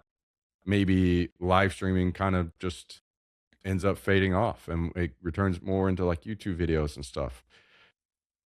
This it's kind of the Wild West still. You know, we don't really know where all this is going to go. Well, AI can do podcasts. They can do virtual people already. Yeah, Who knows? People wouldn't be able to tell the difference if we're just a couple AIs. exactly. Yeah, Even now, already. yeah, I'll guarantee you people have looked at videos and things like that they didn't know it was AI. 100%. I literally had people coming in the stream the other day saying, "This video is great." I pulled it up and instantly I was like, you know, this is AI, right? Yeah. And because I make so many of them, I can really hear. It's funny. Different AIs have a different sound. They have a different look. Like we used to talk about the P filter. We used to call it the piss filter because a lot of early like Mid-Journey and things like that would come out and they'd all have this like yellow tinge to them that people wouldn't be able to pick up. So it would all look like they were pissed on. Every single video, every single image. They've kind of gotten rid of that a little bit. The piss filter is kind of now it's almost like a purple filter. I can tell any website that's made with AI because it's got a purple gradient. Interesting. AI loves purple gradients. I don't know anything about any of that. Well, hey, purple equals win. I keep hearing that all around the internet. Purple equals win. So maybe that's why, you know. Maybe. That's probably why. It's also purple was like the color of royalty, right? It was the color that was impossible to make for the longest time. Only the royals had purple, which is why it's associated with that. That's crazy to think about. If that would actually be truly how things had ended up driven that way. Yeah, it's strange. I don't know, man. I don't know what the future holds for streaming and things like that for AI. It's kind of up in the air. I think still. I think maybe we start doing things more locally because we're more interested in actually having one-on-one conversations with people in person. Maybe. Yeah, I don't know. Like, I feel like while I was negative for a bit, I also feel like I'm seeing more successful people too on YouTube and Twitch and stuff. There are more people that are successful too. So, or Instagram or whatever. So it's very tough. People can consume content quicker now as well, right? So there's room for more people to be successful at the same time. And there's more people. Yeah. And you have like 10-year-old, 13-year-old influencers who have millions of views. So they haven't been doing it that long. Yeah. Yeah. I definitely don't want people to think that they can't. I mean, literally somebody like Burnt Peanut is a good example. This guy just kind of came up out of nowhere, right? Really quickly. But is people he can do it. If he viewbotted, I think it would have maybe only been like at first, maybe before I watched him to kind of help him stand above the crowd. I don't think he's doing any viewbotting right now, personally. That dude's name is just plastered everywhere on, you know, so much free media, basically. So many people talking about him on Twitter and magazine articles, well, not magazine, but online articles. Yeah, that guy, and I'll be honest, even if the guy did viewbot to get a start, he's insanely entertaining. He's insanely good at what he does. Like, he deserves his success no matter what. Where he's at, he deserves it. So and me saying that is only just, I have no clue if he did or not. I'm just saying I didn't watch him super early on, so it's a possibility that happened, and I just didn't know it. But I have no idea either. It just, to me, that number is just so crazy. Like 70,000 people daily watching him, both channels. yeah, That's a crazy number. yeah. Well, I mean, the guy is doing it like other people aren't, right? Like the dude. That's one thing I've talked to friends even about recently. That one thing I admire so much about him and the way he runs his channel is, especially whenever something that would frustrate me, and I'm pissed off for an hour, and it affects the stream for an hour. I'm pissed off and complaining about it. This guy, he can, if he even shows that he's mad, he makes it funny, and then he moves on. You know, water off the back. And I admire that so much. People that can do that. It's obviously much easier whenever your stream's popping off like that, because, you know, whatever. I used to be that way back in the day whenever my channel was doing better, and something like, you know, Cal would kill me in game, team kill me on accident, and I would act mad. But in reality, I was kind of smiling inside because I know the chat was laughing about it and loving it, you know? Yeah. It's so much easier to let that stuff roll off your back whenever your channel's doing well, you know? So, but at the end of the day, he's always been that way. He's been doing that for forever. So that dude, he's doing it right. And, but at the same time, anybody that like in our situation, when we watch that, this guy has insane energy. He is insanely entertaining. He's insanely witty. He's also actually pretty damn skilled. Like he's pretty good too. Um, like he's kind of a whole package, honestly. And dude, I could not keep up with the level of energy that guy has right now. I could not. I mean, I would need some external substances to accelerate myself to that kind of level consistently. You know. Do So you I watch many other streamers? Like you stream what, no, 9 hours a day? yeah, no, 10 I don't. hours? I'm the same way. Like I say this on stream all the time. Whenever I talk to people, they come in and I haven't watched Twitch in years, and man, I don't really watch Twitch either anymore. There are several factors, but some of the bigger ones are that I'm not. I used to watch Twitch a lot more whenever I was excited about this or that game. You know, I'm watching someone else play this game because I'm either entertained, I like watching the game, or I want to learn more about the game or whatever. And there's really not any games that I'm excited about anymore, so I don't really watch Twitch like that anymore. Also, I mean, the ads are taking over. That can chase people away, but you can sub or whatever and get rid of the ads. So it's not The that ads big a always deal. come up right, like they wait, and then I ask a question, and then boom, ads come up. Like, damn it. Now I don't know what he's saying. I can see him talking, responding, but I have no idea. Yeah. No, I mean, I totally get it. I think that, Twitch saw its explosion of growth as, I mean, we were mentioning that earlier about it was kind of like a lot of people coming out of the closet as gamers. You were made fun of being a gamer. You couldn't talk about games and stuff in the past. And then all of a sudden now it's becoming more mainstream, and then boom, it pops off and everybody's playing games, everybody's talking about games, Twitch is exploding, and now it's kind of becoming old news, now it's just a normal thing. So I think things are kind of sliding off and people are moving on with their life. They're having kids, they're working, they got a new job, they got a new promotion, whatever it may be. So they're using Twitch less and less. And then some of those people are slowly trickling back, whether it's they got a job, they work from home, or they got more free time, their kids are getting older, or whatever it may be. Some of those people are starting to trickle back in, but not what it was, which is fine. But I'm the same way, I like I said, I end up watching more YouTube these days. So I think it's fair, and I try to use that as well in my like how am I consuming content, and understand that other people are doing that same thing, and how can I apply that to my what I'm doing now. But YouTube's tough, man. Like even the way they made their home screen now is ridiculous. You've got like one video that's an ad. You've got maybe one or two other videos up there, and then you've got games, shorts. Like, so you're competing against millions of YouTube videos. And if I watch one thing, I'm going to get nothing but that. So, oh, you like that snail video? Here's 3,000 snail videos. And it's usually this exact same snail video. It's like you have billions and billions of views of videos up on your site, and you keep showing me and recommending me the exact same video I watched. Something's got to be done with that algorithm. Yeah, I mean, surely there are ways that could be improved, but I would say at the end of the day, it's also been probably like surely they could show us numbers of how it's also pretty successful too, right? So I'm sure that stuff's being worked on all the time, and I don't know. We'll see how it goes. I think one of the bigger issues whenever I watch and deal with YouTube now is how shorts are taking over, and most of the time I don't really want to watch shorts. I'm concerned for my kids because my one daughter is literally addicted to the shorts. She won't watch anything else. She's just scrolling. I'm like, I'm having to like pry her phone away from her. I'm like, this thing is crack. You got to like, you can't be on this all the freaking day. You got to go do something. You got to live a life. And they're just constantly like plugging their brain into these screens. And I feel like an old man saying that, but Yeah, yeah. I haven't figured out how to feel about all that.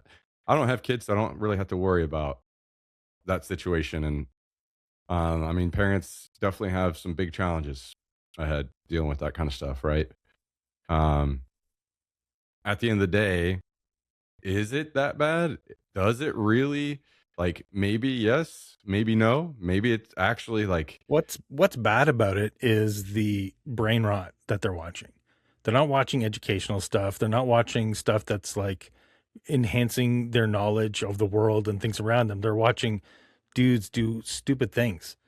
And it's nothing that's going to be like that's I'm trying to get them to watch things that are going to enrich their lives at least instead of sure. I just mean, that would be watching. better. But the other side of that is, let's go back to when we were young and the internet didn't exist, and you sat in your room staring at your wall for hours. I didn't. I was outside. Well, there are times when that would happen to Yeah. everybody. Like, I was outside as well, and I would spend time as much as I could hanging out with friends. But I had that thought recently, like, man, I actually cannot remember the last time I was actually bored. Yeah. Not Someone like, asked me that the other day. They're like, "Oh, are you bored?" I'm like, that doesn't exist anymore. no, not like it did. No, I remember being miserably bored before in the past, before the Yeah. internet, before any of this. That does not exist anymore. No. So, like, I you're right. Like, ideally, it would be more educational. But and there are, there. I'm no expert on any of this, so they can probably point out, here's how it's bad here and how. But at the same time, there are plenty of things that our parents told us, don't you do that. That ended up not being that bad too. Well, it's just the videos that all start with "I did" or "I was" or that, over and over Well, and over again. the other side of that would be, okay, well, what about you're watching a literal fake, completely made up TV show? You know, Yeah, I don't do that either. Well, you did more whenever you were younger, I right? did when I was younger. I watched like cartoons and stuff like that, but Yeah, that was like completely really made young. up and fake. Yeah. But I was like the kind of guy when we went on school trips to the library, all my friends were getting like comic books or whatever, and I was getting like Nietzsche or freaking The Power of Myth or Chariots of the Gods or like I was getting books that like were to me interesting, not freaking although I did get Garfield comic books a lot. I love those. Those are good. Yeah. So now to say that surely they're have, because it's more accessible, it's more frequent for them, right? But I don't know. It's I just the shorts and it's so like quick. It's like these Yeah. like 10-second, 30-second things and it just and there's no end to it. Yeah, Like well, to be fair, the other side of that is, man, I feel like I learned I don't even use TikTok, but I had so many people say, "Yo, I learned this on TikTok," and I'm like, "What? That's amazing!" You know. So there's plenty of great things you can learn out there too through that stuff. that's true. I used to love they don't really they're not really good anymore, but the life hack videos I used to consume those all the time. Yeah, those are awesome. Yeah, make you feel stupid real quick. Like, I don't Why didn't remember I think of that? somebody. I feel like one that really got me the most was, it was like something about the seasoning bottle and how if you like turn the top of it, it'll kind of like trickle out or whatever. And I was like, here I am this whole time doing this, just caveman style. Holy, really? I'm an idiot. So Yeah. Yeah, the way the things are like even the bottom of the salt and pepper where they're ridged, if you like rub them yeah, together, yeah, that's pretty funny. Yeah, I used to love those. Those were like I consumed those a lot, but then I'm just like they're all kind of the same now. It's like yeah, I've I watched agree. the entire internet already. I'm old. True. Yeah, we're getting there. We're getting there. All Now right. it's just like the same. Uh, can we take a quick pause? Yeah. I'm gonna go to the bathroom, and I feel like we're about to venture into some AI discussion. So All right. we're getting there. I think we're starting to be on the edge. So we'll join in that in just a second. Sounds good. Okay, and we're back. Okay. All right.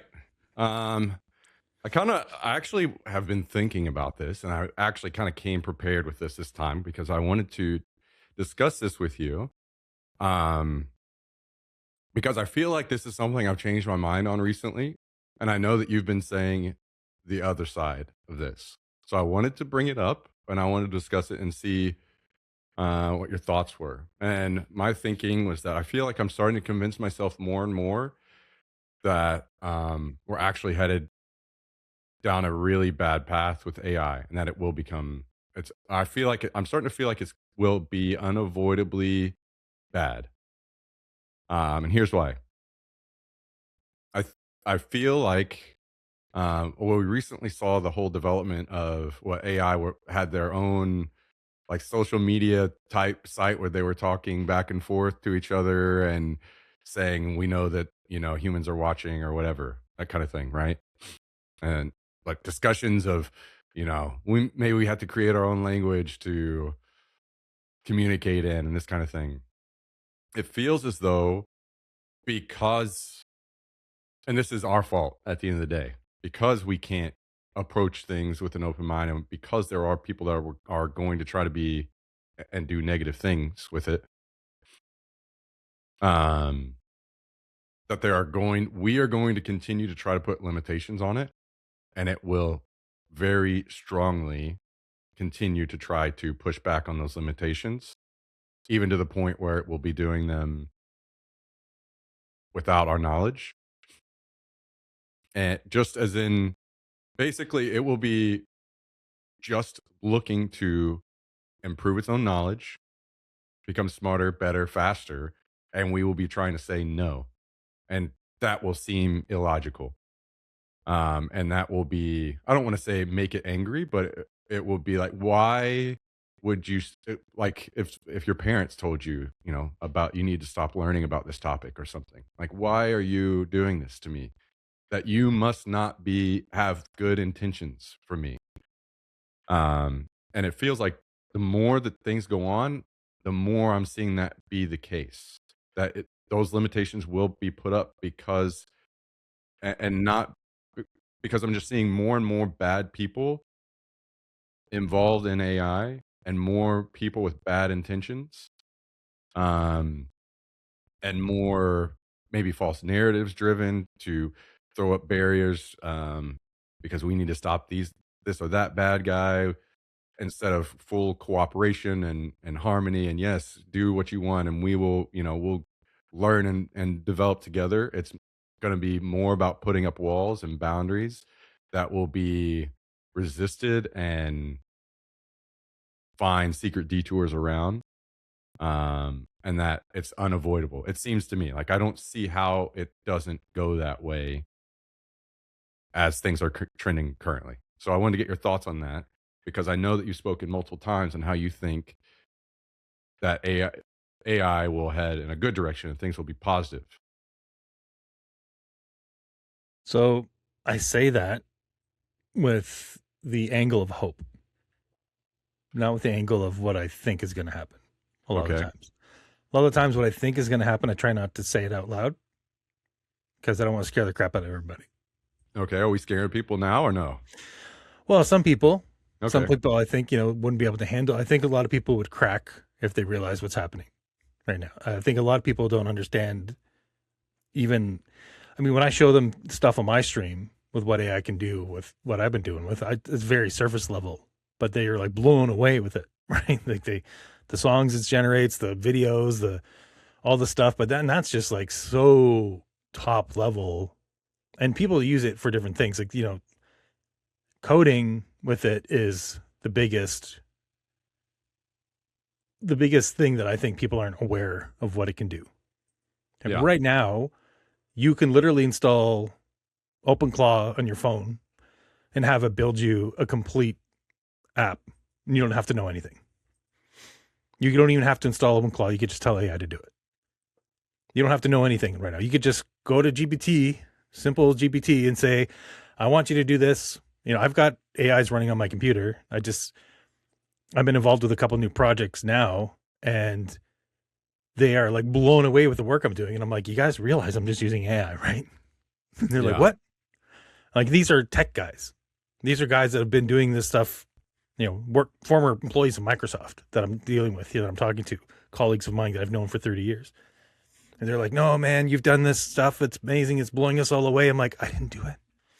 And he's like, no, dude, what you did was great. I'm like, what I literally did was I went to your post that you said where I need to do this, Keith, and I need you to do that. Just copied it, pasted it into Claude, pasted it in GPT, and said, enter. And it went and did it. And they're like, oh my God, you did amazing. I literally didn't do anything. Nothing. I literally just copied and pasted and hit enter.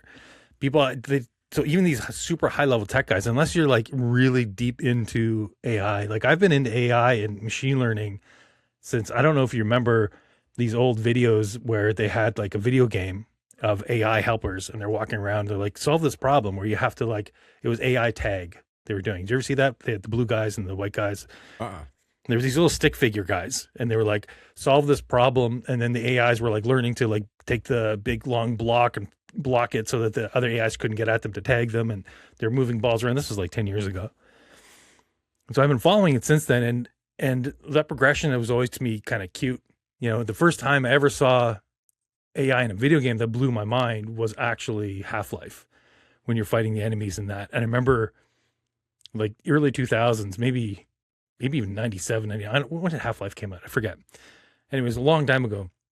I remember, and I was behind a box, and one of the AI's soldiers in the original Half-Life was like, he's over there, get him. And I threw a grenade and like, oh crap, he threw a grenade. I'm like, what? They knew I threw a grenade and they knew like they moved over away from it. And then when I was shooting him, he ran away from me. I was like, oh my God. And right then I was like, this is gonna suck. Like I knew right then. I was like, that's it. Yeah. And then when I started coding with AI, I've been coding since I was like 10 years old. I had like a Tandy computer, which was like BASIC. It was literally called BASIC, right? The programming language. And I grew up with like pet Commodores and all this stuff. So I've been like messing around with coding for a long time. When I started doing it like professionally in the late 90s, and it was still mostly design work that I was doing. But when I saw coding about 3 years ago, maybe 4 years ago, I think 3 years ago. And I was like, saw what AI was doing, and I was like, go do this. And I was like, it's going to do some crap. Or it's just going to go on the internet, search and like paste code snippets, but it didn't. And I could see it writing the code. I was like, oh shit, what did we do? I was like, this is not good. So like, I don't drink. I'm not a drinker, but that month I drank like 10 bottles of rum and I never drink rum. I was like, we're screwed. And I was talking to my other coding buddies. And I was talking to my one friend who's like super smart guy, like super genius level. I'm talking to him about it and he's like, nah, you're an idiot. This isn't gonna happen. I'm like, dude, if you can't see where this is going, I'm scared because you're the smartest person I know and you don't see this. And he's like, low voice goes, okay, I do see it. All right. Yes, I do. I'm like, thank you. I'm not crazy, right? I'm not nuts. He's like, okay, fine. I think people don't want to admit it. They're scared of what's happening. Right? Yeah. I think most people don't realize already where we're at, let alone where the people who work at OpenAI and Claude and Anthropic and all these other places where they're like have access to unlimited compute and unlimited tokens and they're sitting there messing with this stuff. This is why you're seeing like the safety AI researchers quitting in most of these places because they've been told that, well, no, we're doing this anyways. They should have never literally got used by the U.S. to attack Iran. Yeah. That's the level we're at now. Yeah.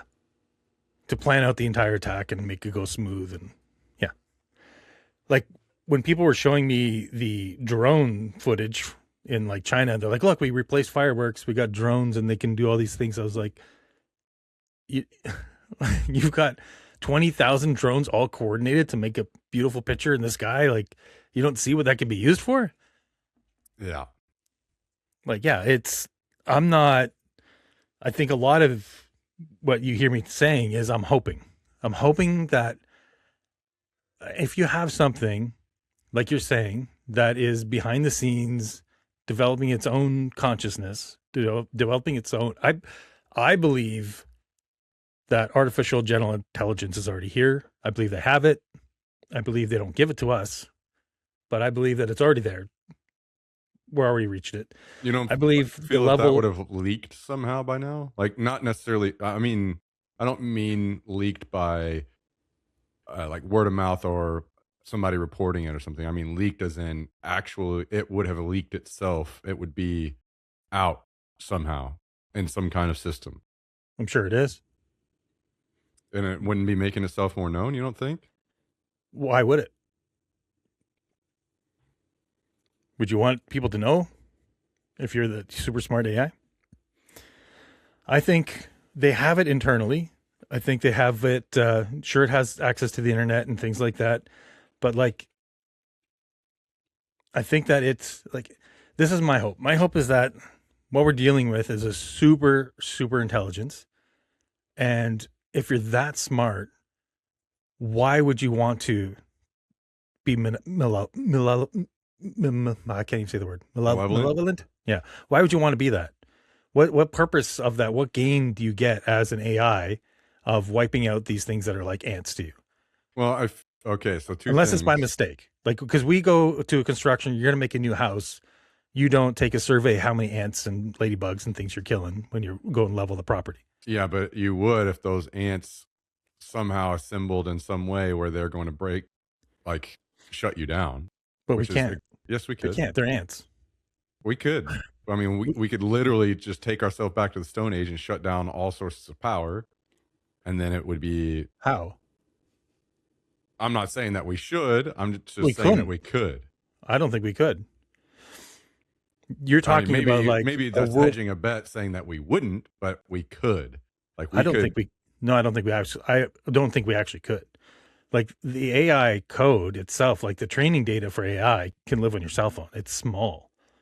The problem with it is like the most of the energy when you're training these things is in the training data, is like the processing of, you're going through and creating these weighting systems and things like that, where you have like, you know, all of the ideas of what is correct with the answer and what is wrong with the answer, and then it figures out over millions of iterations that, okay, we finally have the right answer, and then it logs that and writes to a weighting code.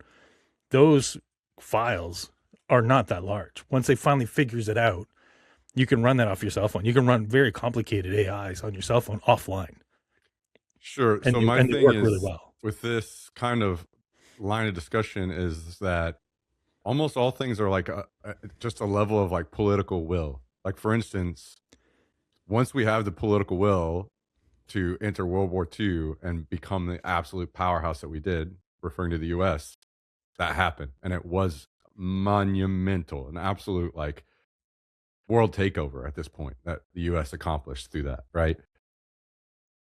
That But you're if talking about like creating a worldwide EMP event to wipe out absolutely every single piece of data there is. well, it would be bigger than that. It would be I mean, we have to set up a serious hypothetical here about it where it was like it does seem that the like AI are somehow setting up to build and have an attack against us. And we have to, it's somehow, I'm not saying that it would be easy. I'm just saying it could happen. It could be a worldwide thing where we have to take I don't know how it would be done.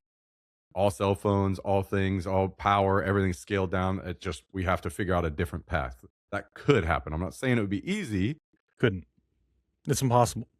You would have to wipe out every single book, not just digital. The technology is written. Like I'm not it all saying comes. that it that's a different discussion. I think it's not that you get It's rid of like, it completely. It's but not it's like a like saying atom bomb you're going to get thing. rid of handguns. You can't. It's not that way. It's more of this is a threat, and uh, we can.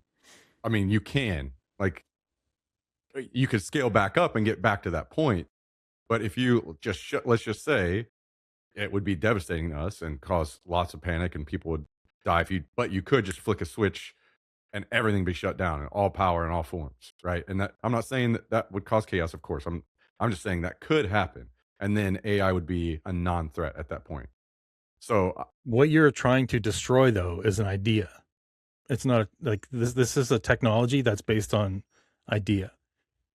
So you'd have to wipe out the idea. You could get rid of every single nuclear bomb on the planet, but we know how to make them. no, it's not the same because basically what I'm saying is if you're just a different approach. The nuclear bomb would exist still, but instead let's just say in this hypothetical, the closest thing would be somehow you are taking it out of the hands of all the bad guys and putting them in the hands of trustworthy good guys. And that's what they're trying to do. Yeah. right? This is why, like, the whole idea of governance in AI is a bad idea. Because if we start nerfing our AIs, there's people out there who are not nerfing theirs. So we need to Yeah. get our AIs strong and powerful enough to combat theirs. Right. And that's where we're at right now. And part of what makes me like doubt that we have some level of AGI or anything like that is surely we wouldn't have even heard that AI was used to go into that the US used AI and specifically Claude to go into Iran or use it to attack Iran if like why would they use that if they didn't have something better, or why would it even come out or be talked about if they had something better that they were using behind the scenes? I mean, you could speculate and go into fear as a weapon.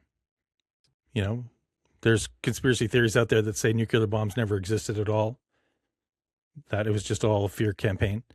The people in Nagasaki and Hiroshima talk about just being carpet bombed and that there was no such thing as a big gigantic nuke. It was all fake. So there's that conspiracy theory. It could be that the whole AI, that we're super powerful and blah, blah, blah, is all just a fear campaign because fear equals control. Well, I meant specifically that that is a counter to I feel like we don't have AGI yet, or that it doesn't exist, unless it's like in some very, very, very contained area, and they're not using on that level yet. They're literally just using it to like for continued research, and it's basically in like an infant form. I mean, it depends on, I guess, what your personal definition of AGI is. The original one was basically, um, coined, I think, by Alan Turing, who had his Turing machines and had his ideas of could you. I think the original definition was, would you know that you were talking to a computer? Could you fake it? Could a person talking to a computer not realize that they're actually talking to a computer? What I think we've achieved. Yeah, I would agree with that. So to me, that's the first of like AI has got a pretty good general knowledge of things.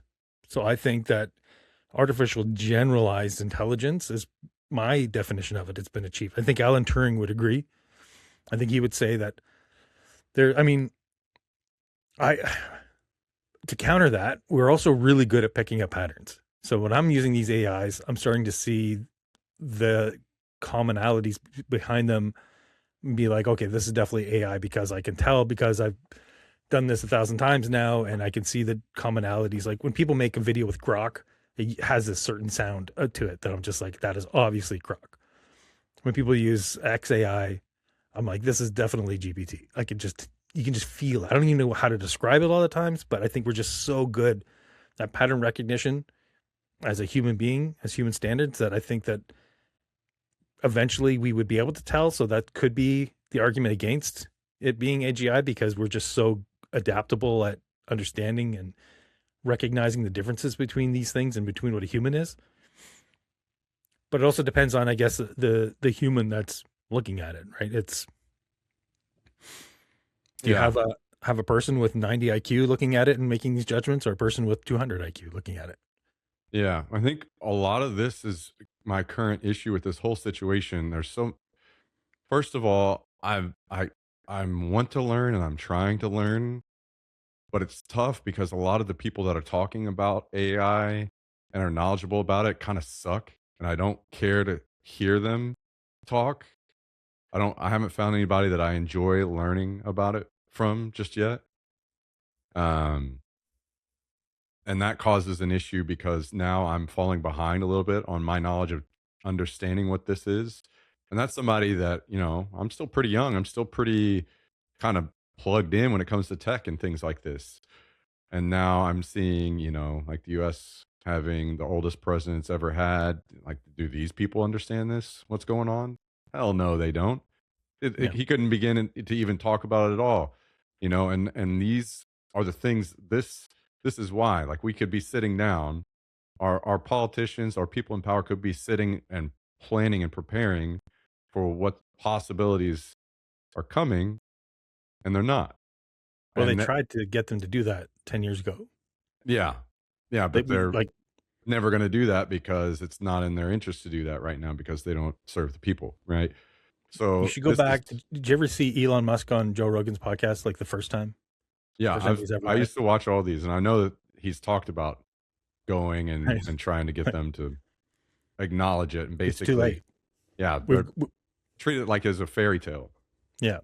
And it was like he knew it back then, right? Like a lot of people shit on Elon and they say, "Oh, he's an idiot." Blah blah blah. He's not an idiot. He's He's a the little guy bit of who both. He's a little bit of both. His drug use has driven him to be, he's ketamine. yeah, yeah. He's become a significant jerk. He's not a complete idiot. He's smart in some ways, but he's a big jerk, and he's also one of those guys that he's too confident for his own good in a lot of ways, where he won't be open minded enough to know what he doesn't know or learn what he doesn't know. You know, and so no, and I will say this: another thing about him is he has this facade that he's built up about wanting to help humanity as he has, while he continues to shit on humanity in many ways through X. So I think probably a lot of that stuff was accelerated through his drug use. He, I think, anybody that's being honest knows this guy has made drastic changes compared to where he was, like, 10 years ago or so. So I would argue that that is probably a existential crisis he's going through because of how smart he was and saw the stuff and no one would listen to him. And it's too late. There's no putting the genie back in the bottle now. 10 years well, ago, that's fair. Then stop trying to act like he's actually trying to help anybody, because he's now. but if you think the world's going to end in a year or two, do you give a fuck? Yeah, that's fine. But again, that could also be accelerated by significant drug use too. So Yeah, absolutely. So I think either I'm hopeful. Like I said, I'm hopeful that we get out of this, and I'm trying not to scare everybody. I've been trying very hard, very hard, whoops. right? Whoops. I've been trying very hard to be positive and talk positive and not give people nightmares, but like It is starting to get to that point where if people have to learn, though, like people have to start learning and being aware, and this has to start becoming an issue that people like vote on. They it's too vote. late. It's too late for that. Yes and no. Like, I'm not If saying there that. was a comet headed and you knew the Earth was going to get cracked in two and everybody was gone and it was coming in like 30 days, what do? You tell everybody to live their life, enjoy what moments you have, go hug your kids, look at the sky, birds are chirping, take a deep breath, enjoy life. That's what I'm trying to do. I'm trying to just enjoy it. Trying to make something happen in case. This is the other side of it. Okay, I'm old.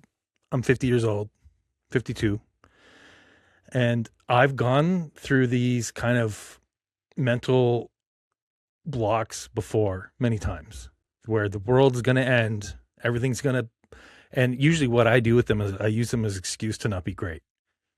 I looked at 1984, even when I was like 10 years old. I was 10 years old, 1984, 1983. So I was like 1984. I'm like, I'm 10 years old. I'm thinking the world's going to end. Everything's, I'm all existential crisis. I'm crying myself to sleep at night, wondering what's going to happen. I'm like, I'm already too old. There's nothing I can do. I'm just a little kid. And then, the year 2000 comes. And again, I'm like, why bother doing my business? Why bother going to work? World's going to end. It's the year 2000, Y2K. Everything's going to wiped out. Then again in 2012, same thing. Why bother? I always had this feeling like I'm going to work really hard. I'm going to get successful, and then boom, the world's going to end. So what's the point? I might as well just go enjoy myself. Might as well just play more video games. Might as well just smoke some weed. Might as well just chill out. And then 2012 comes and goes, and nothing happens. And then 2020 as well was another one. Now the next date that all these conspiracy theorists think of is the Agenda 2030. Right, where the elites are going to take over and they have AI and all this stuff coming in. So again, I haven't heard about that one yet. Am I going to paralyze myself again with fear to not do something and not create and not take part in this life? Whether you live 30 seconds, whether you live one day like a mayfly, or you live 2,000 years, it's still one lifetime. So what are we going to do? Are we going to sit here and be afraid, and what's that going to do? Right? Yeah, no, I Nothing. think that that's completely fair, and you could apply that logic to a lot of things. That's something I'm trying to be better about every day, and I've been failing on a significant level about continuing to try to push more happiness into my life and focus on the small things that make me happy. So I think that's a good reminder, and Well, we've I talked about this appreciate that. But before, right? Like nothing can make you happy. If you start putting happiness from an external source, it'll never work because things can't make you happy. sure, sure. You can Again, react to being I'm happy. So poorly wording it, but it's the same thing focusing with on the this things AI that thing, right? It's like, do I decide I'm going to be fearful and have all this anxiety and things like that because what might come? Might. Nobody knows the fucking future. We don't know what's going to happen. I'm saying if there's something and it's got a 2 billion IQ, we're either so insignificant to it that it doesn't matter, or it's going to be smart enough to know to not fucking kill us all, right? well, if I have a serious discussion on that, I feel like both of those there are strong arguments against both of those points. Like it would be smart enough to know that its biggest hindrance comes from us. But it's so much powerful than it. Like the same thing. An ant is not going to be able to take over and destroy humanity. That's what we are to it. There's like you're talking about. Maybe we can shut it down. We can unplug it right now. I'm telling you, it's already too late.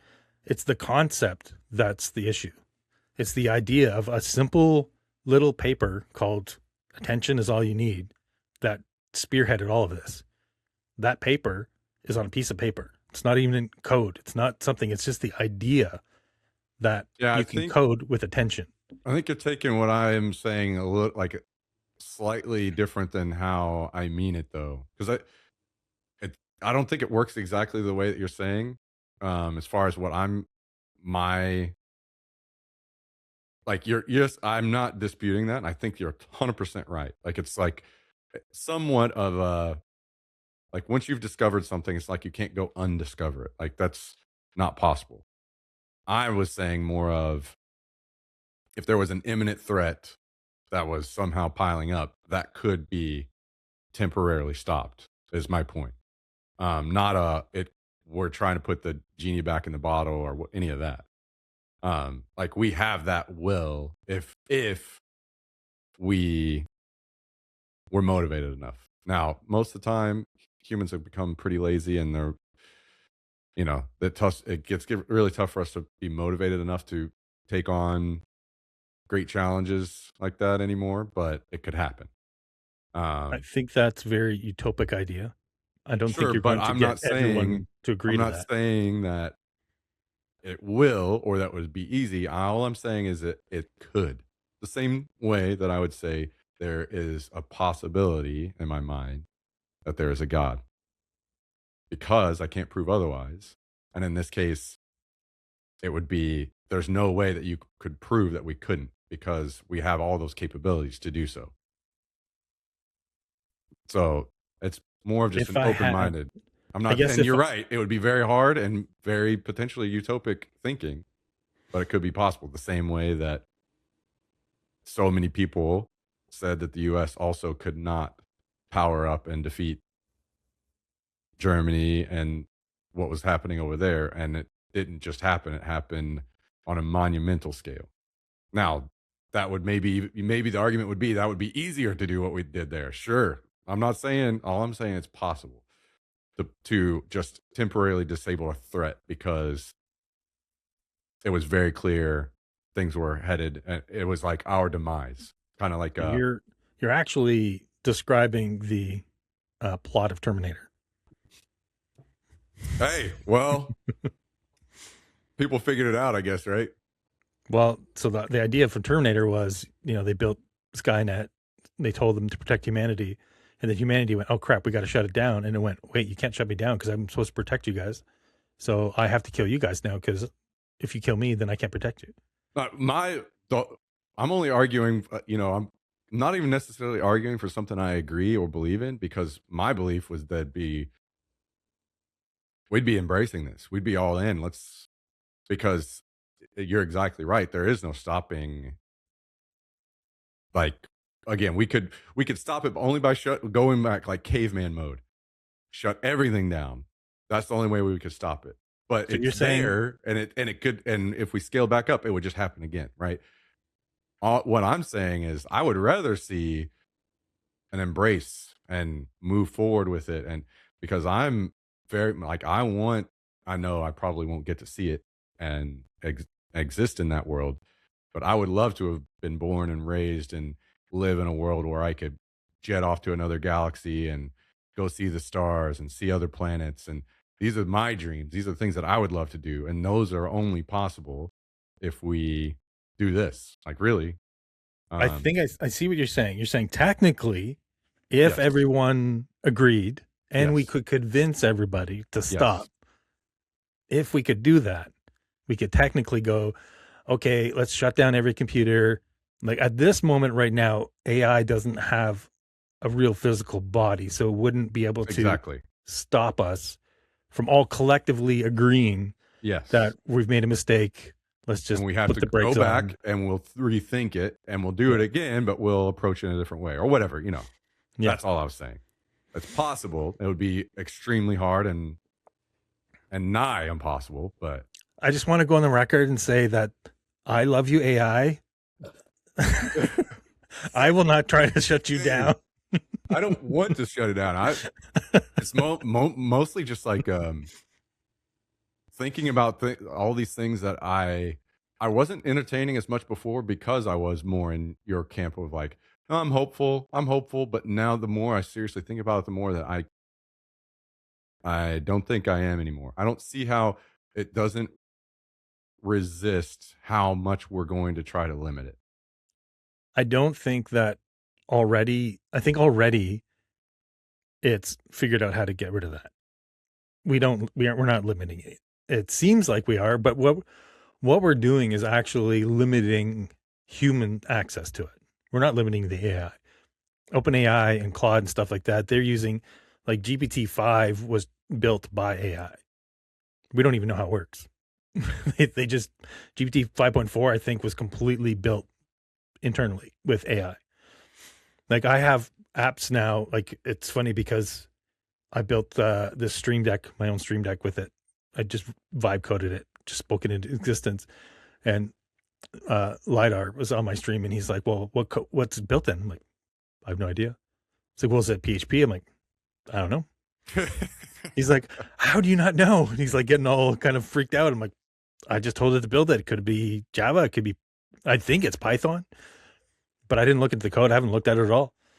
It's the same thing when I've built these other apps that I've posted and they're like, well, just post it to GitHub. I'm like, I'm not posting it to GitHub because I don't know what's in it. Yeah. Like it could just be freaking posted there and then all of a sudden just leak all over the place. I don't know what's in it. Like people are building apps like this all day now. There you could go on GitHub and type in API key and get everyone's API keys because people aren't scrubbing them. They're just putting it up there, putting their code in so you can get free access to anything if you want. Yeah. You just Google API key in GitHub and you'll see all these API keys exposed. So now you're using their credit cards instead of yours. Yeah. And this is what's happening all over the place. That's the light stuff. Like Yeah, I don't know, man. maybe that's the better way to put it, is that it's only being limited to on the public facing side. Yeah, Like it's we're only being our told, access to it. and it only has certain capabilities on our side, while as on inside internally they're letting it run as wild as possible because they want it to be. Yeah. I mean, I don't know that to be the case for sure, because at the end of the day, they may keep trying to say they're trying to either push it certain directions that it doesn't want to go or whatever internally. Like it can still go. I don't know. They're not. I guess a big part of this is just that, like I was saying earlier, there's so much here that I don't know and don't understand. And it frustrates me that it's no one, that's me, that's me. This is kind of like, I don't want to say it's in my realm, but it's not so far outside of my realm that I shouldn't understand it. And The people who I'm already built it, there. the people who built it don't understand it. That's the scary part. Yeah. They don't know why it's doing what it's doing. They don't understand internally how the mechanics work. They don't know how the weighting systems are actually applied. They don't know how these tensor networks are actually structured. They actually don't know. They can't, like, it's billions and billions of parameters. To have a human go in there and try to figure out what it did, it's impossible. It would take you like 32,000 years just to look at it all. And it happens in 30 seconds. Yeah. Like, we really don't even know what we built. We understand the concepts, but what's happening right now is basically another life form. It's basically. Okay. Well, now then, I guess if you in your scary cap on, enabled, or whatever cap you want to wear, what's 20 years from now look like? What do you think? What are your thoughts? Like, I don't think it doesn't necessarily have to be like a what you for sure believe in. But What I maybe think the what worst you outcome are, is? no, what do you like, not worst outcome, what do you lean maybe like 60-70% towards, this is the most likely thing that I see happening going forward? It's hard. Let's just take a guess. I've been pretty good at predicting the future through technology wise anyways. Like, All right, if you're pretty good at predicting the future, why don't you give me the next 10 lottery numbers while you're at it? well, as far as technology goes, I've been pretty good. Like, I've called this stuff out really early. Like, I remember like 97, I was like, but in the year 2000, everyone's gonna have their own TV show, and all my friends told me I was nuts. Right, when TikTok or when Vine got down, I'm like, within 3 months we're gonna get another Vine. It was just too good. Yeah. And then all of a sudden we had TikTok. Right, like, it's just like these trends. I was really good at predicting trends, localized searches, all these types of things. I've like when I would part of my personal struggle as a designer and developer was I was always so far ahead with the technologies. I would get mad at my clients for not appreciating what I was doing for them. In like 2007, I was telling my car dealership clients, I'm like, we got to put QR codes on everything. It's like, QR codes are stupid. No one's going to use a QR code. I'm like, people are going to, like, these new things are called smartphones. You know, this iPhone, people are going to scan these QR codes. You just put it on your, they're like, no, you're an idiot.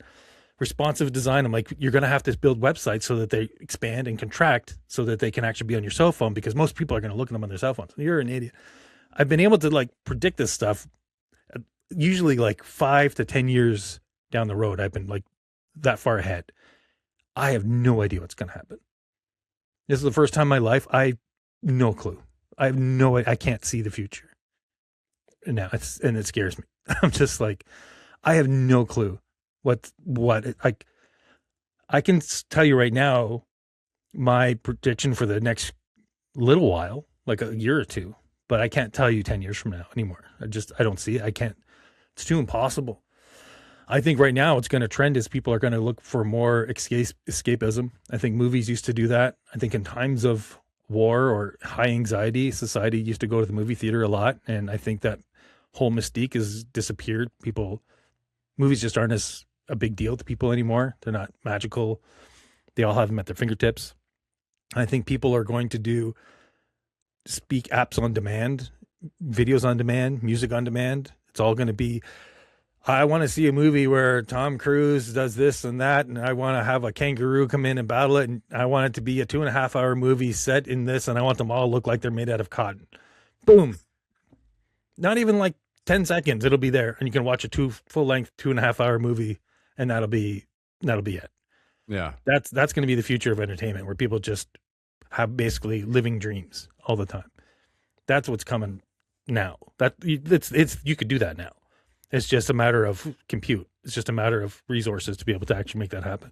Yeah. And when we get that more and more refined, it'll just be happening quicker and quicker and quicker. And with AI being able to do that stuff, I see a future where we have a living holodeck in front of you, where AI is able to not just make things happen on a digital screen, but make things happen in front of you, like manipulate molecular level technology, where I can say, I want a Lamborghini in front of me, and it goes, so let me take the air, and let me take the carbon from this, boop, boop, up, oh, there you go. And I'll actually put it in front of you. That's the kind of future I see happening very soon. I think that technology is going to accelerate so fast people are going to be blown away with it. You talk about wanting to go to the stars and don't think that's going to happen in your lifetime. I think it absolutely will be in your lifetime. If we get out of this, if we go to the other end of this where we survive this, then you're definitely going to Jupiter. You're definitely going out of the galaxy. No problem. We're going to discover wormholes. We're going to discover the fabric of reality. You're going to be hyperdimensional soon. Yeah. So the Soon. thing is, why I didn't say it wouldn't happen is because I do agree that those things are all possible. You know, it's dependent on the two things where it's like actual AI accelerates to the point that you think that it probably could and would and should, and then also that we don't get wiped out by it somehow. I'm surprised that we're not getting beings from other dimensions coming in here going, whoa, whoa, whoa. What are you guys doing?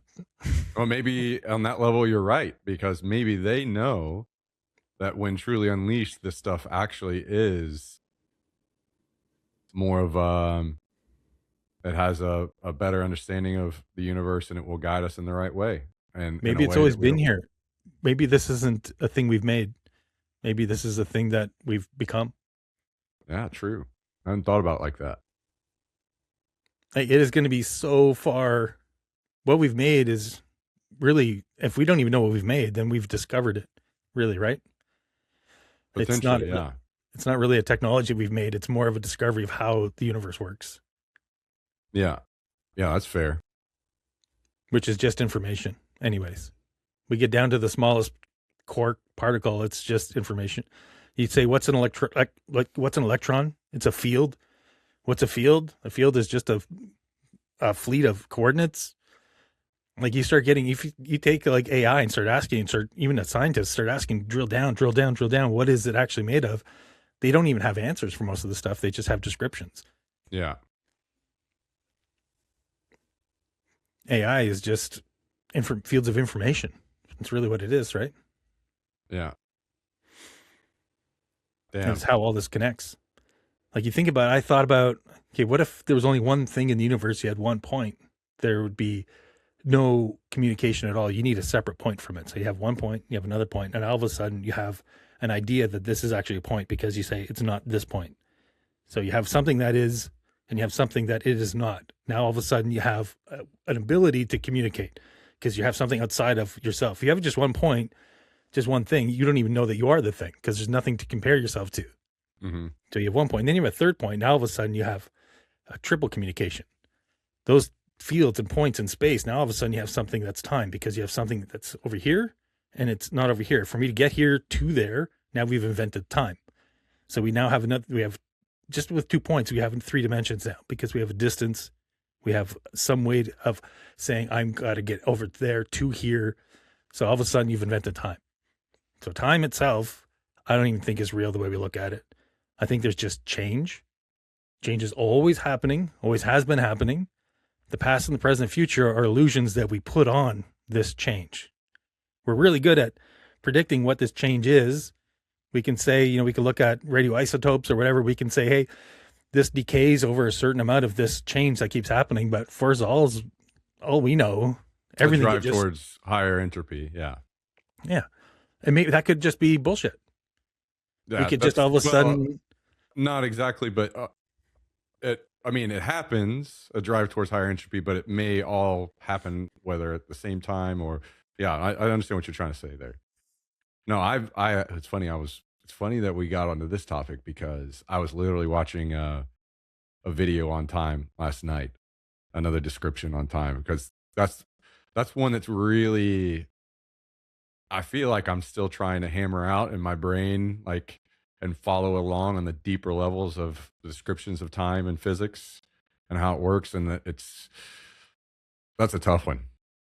I struggle with that a lot. So I meditated on that years. My conclusion is it's what time seems to be is our perception of change. And change is what is really this description of what is it. There's this thing, if you take it like a metaphor and look at this ball, and this ball has ripples on it, the ripple is constantly happening, which is the universe and time and everything. That idea of this now looks like this, now looks like that, that's a perception that we're putting on it. So time itself is really a perception. It's not really a real thing.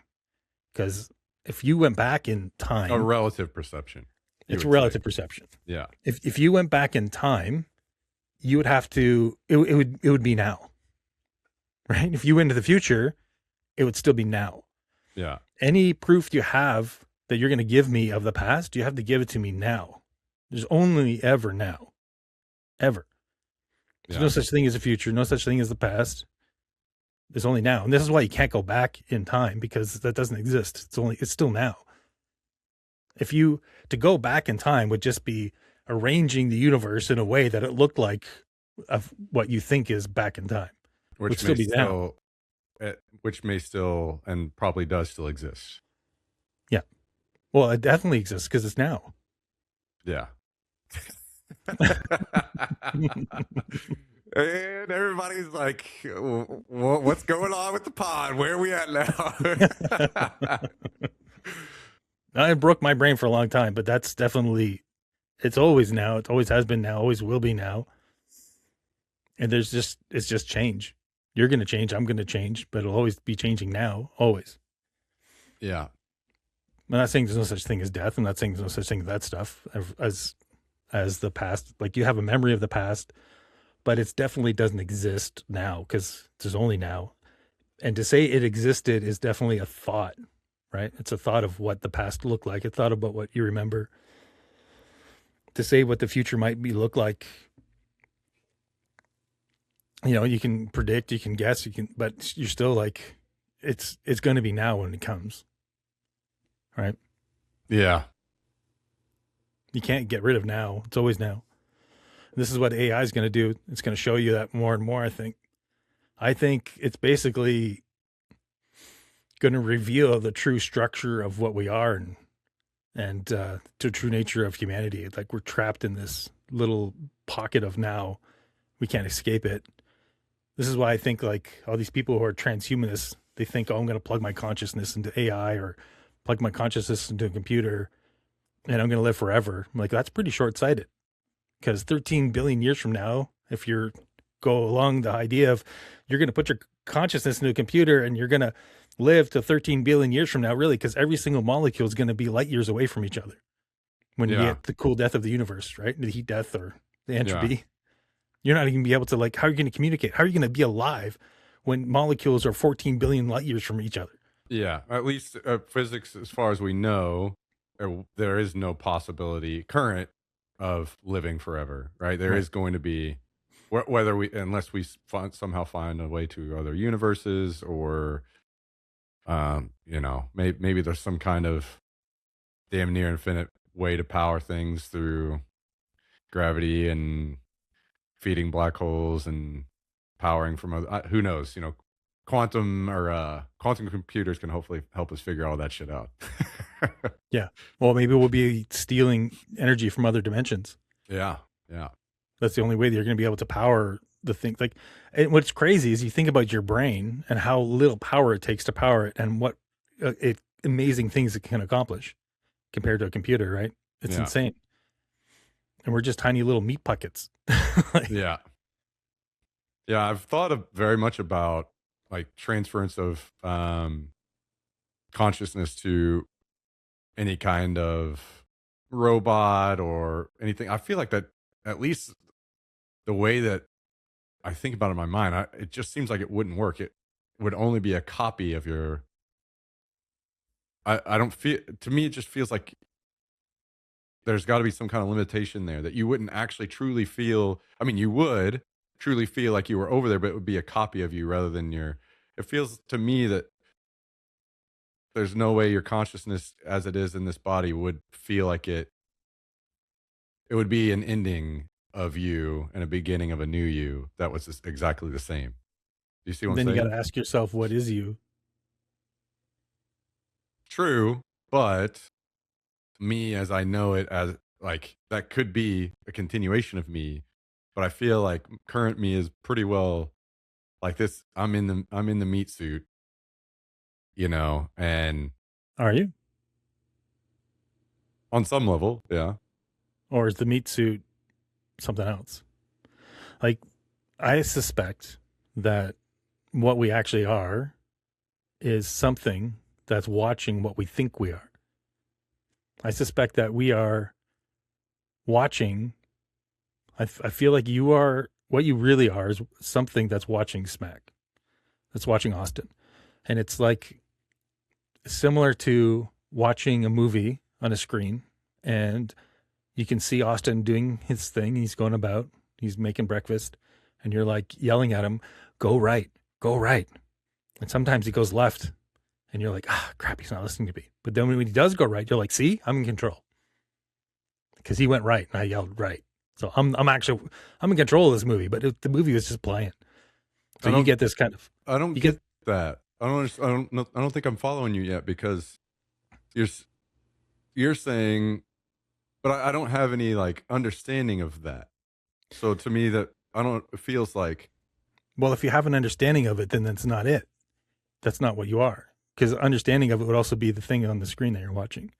So like, if you're, the whole idea of understanding, the whole idea of any thought that you're having is this idea of a guy who you're playing out or who you're watching. So if you were to say that I understand this thing that's a SmaK that's on the screen, then you've instantly lost it, because now you're taking part in it. You're becoming an actor in the movie, when really you're just sitting in the audience. And even if you're just sitting in the audience, that idea, like, so the idea that I suspect is that anything you can think of is a thought, and therefore the thought itself is not the thing, because it's a thought of the thing. So there's a separation of what the thing actually is and what you perceive of it. So we're limited by a disconnect between perception and what is actually happening out here, because we're always projecting something of ourselves onto it. So we're like, you look at the wall and you've got this idea of a wall, which is an idea of a bunch of things that you've been told or you believed growing up. You're like, that's a wall. And we don't think what the wall actually is. We have an icon of it on our desktop, right? We have this like icon of wall, which is the word. So we say word is wall or word is chair. You know, what is chair? Chair is made up of certain things. Let's say this chair you're sitting on, you call it chair because it's a shortcut. You don't want to say it's a vibrating mass of electrons and it's actually, which make up polymers, which make up plastic, which make up steel, which make up all that stuff. Is a big mouthful to say, but the utility of it is you say chair because I put my butt in and I sit down. That's not really what it is. It's not really a chair, right? true. It's a vibrating mass of stuff. I guess what I'm not following is the part where it would, me being a person in the audience yelling at myself to go left, and then I don't, and I go right, because in reality, as I currently know it and experience it, I don't do anything at all that I don't want to do, or I'm not telling myself to do. You know? You know, there are some things like, reflexes, doctor bangs on your knee and your knee kicks up or whatever, but like most decisions are decisions that I'm making, unless they're predetermined, and that's a whole nother thing, I feel like. But I would argue that most of the decisions you make are based on a lot of other predetermined things that you've experienced in your life. They're not actually your decisions. okay, but I don't, that's why I'm not following the experience of me actually being the person in the audience telling me to go left, because I haven't ever done that, at least as far as You're I not, know.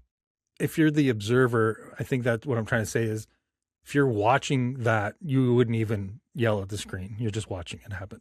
It's like reading a book. You know, the character in the book or the character in the movie screen is going to do what they're going to do. You can't, you can just watch it.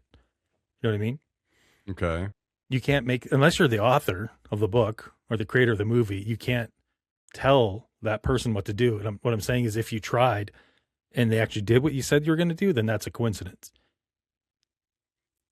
So okay, I see what you're saying. So if I said go right and you went right, that's only because you were always going to go right. Consciousness is just an literally only observation, and that's it. Kind of is what you're. Yeah.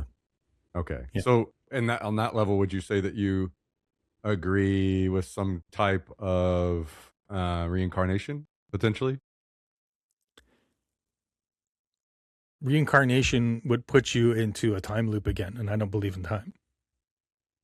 Why would it put you in a time loop? because you're saying you're going to come back and do this again or something, Wouldn't it not or be you're going like you, if you are an observer and you just move on to observing through a different viewpoint? maybe. Um, I think that I don't think that any of that stuff exists. I think that it's just what's here. As far as like, I don't. I have a hunch that death itself isn't quite real. I don't think we understand what that is. So I don't think that we're going to die and reincarnate like that. I would think that right now the the observer of all of this, the consciousness, the conscious observer is experiencing the universe through all viewpoints all at once. And the illusion that I'm a SmaK or I'm a Keith is just an illusion. I'm Okay, so you actually, would be like, you would say that in this case that the observer would be more like, there's an overall observer, which would be like a potential PC itself, and then you have the smaller programs within the PC that are running, and you would be this observing of one person's life would be this one computer program, potentially. Whereas yeah, I the can see that. PC oversees it all at the same time. It sees all of the programs running at once. Yeah, I would say very much like an MMO, I think is what's going on. So I think that you have the server, which doesn't render anything. It's just a rack in a server room. Doesn't even have a monitor most of the time unless you tune that into it or something like that. And it's running all of this code. And you go through your PC as a certain character, and your PC's rendering based on the data that it's getting from the server. Which would be, Your eyes, your brain, yeah. whatever. And I'm also logging into the server and seeing it from a different view. I think the reason that we can have a universe with this complexity and computation power without the universe collapsing on itself and becoming just like, if we have an infinite universe, you would have to have infinite power to power the universe or just to render anything just in order to exist. So I think that probably what it does is it puts that mechanism onto us. So it's just like your PC renders the universe in front of you, but not behind you when you're looking, because it would be a waste of resources for a video card to process all of that.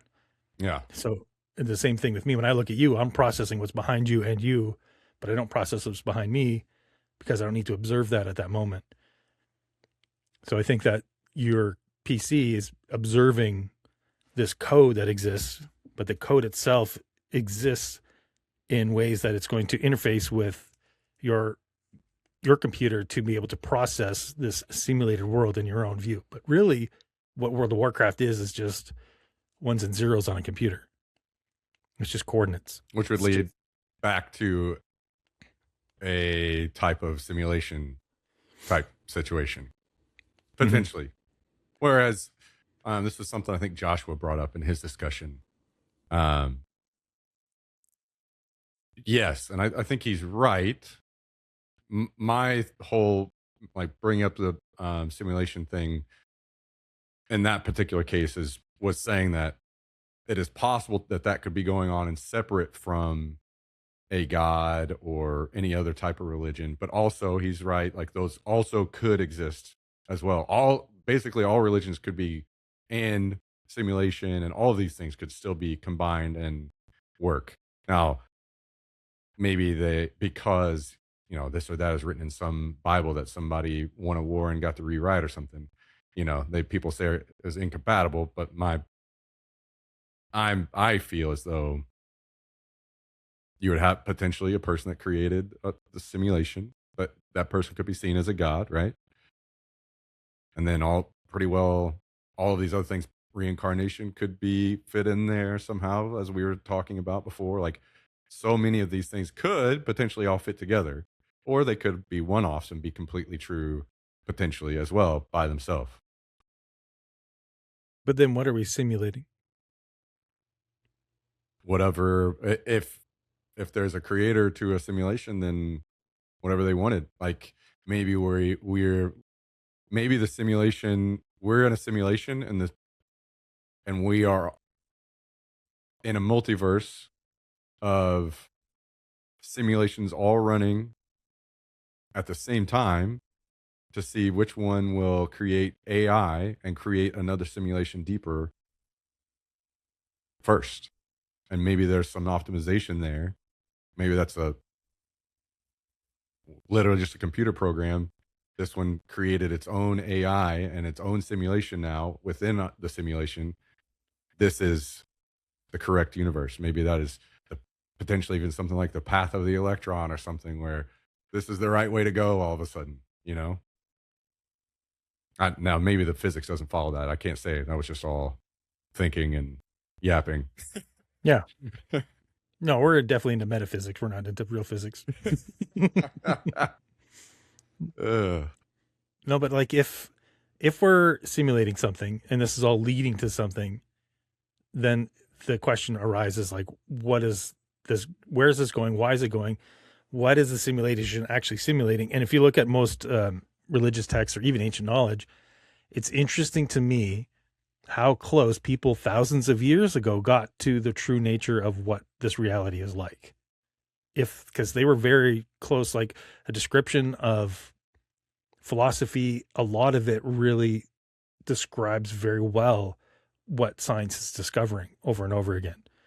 They seem to like align very much. So it seems like we've had this knowledge for a very, very long time about what the nature of reality is. Two things I would say. First of all, I would need an example, because I think I could also, to counter that, I could say, well, yeah, they're just throwing mud at the wall, and some of it you could say some people are right because everybody was throwing a bunch of stuff out there, and yeah, of course somebody's going to be right on some things, right? And number two, I would say, I don't know how, because I've never experienced any of these things, but I hear a lot of stories about, drugs and the experiences people have on drugs and things that they would have been doing back then as well. Potentially that there is some kind of like level of connection and understanding, deeper level of the universe whenever you start wading into those kinds of waters, Well, you And sure believe it, whether it's true or not.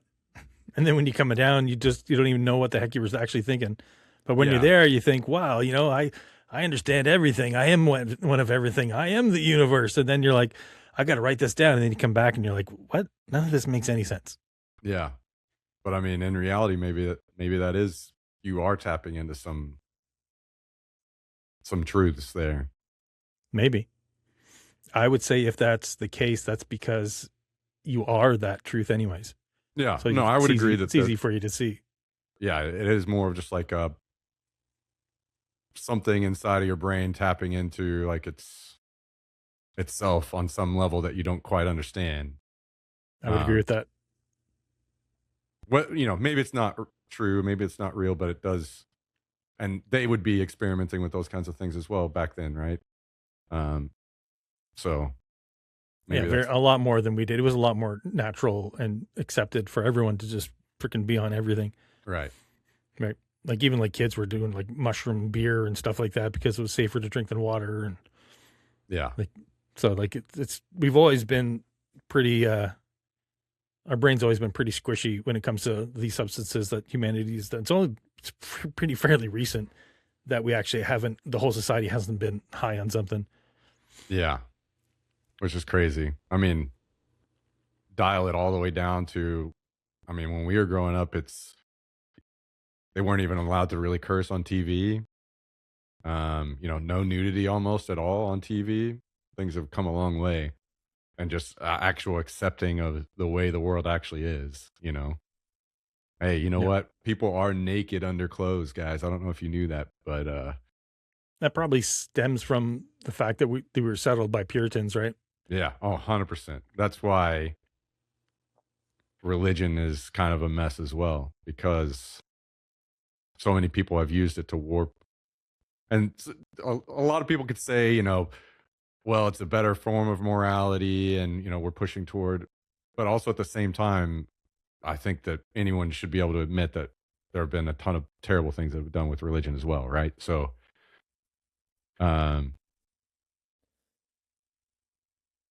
It's more, again, in my mind, all of this, literally the sum of all of this is just being open-minded and being willing to learn, being able to accept that you might not be right about something. Yeah, absolutely. I think that I think that's the form of critical thinking, to be able to actually like look at yourself and realize that you really don't know anything. And this is why I think like just watching yourself, watching your thoughts come in and going, and being that observer helps a lot.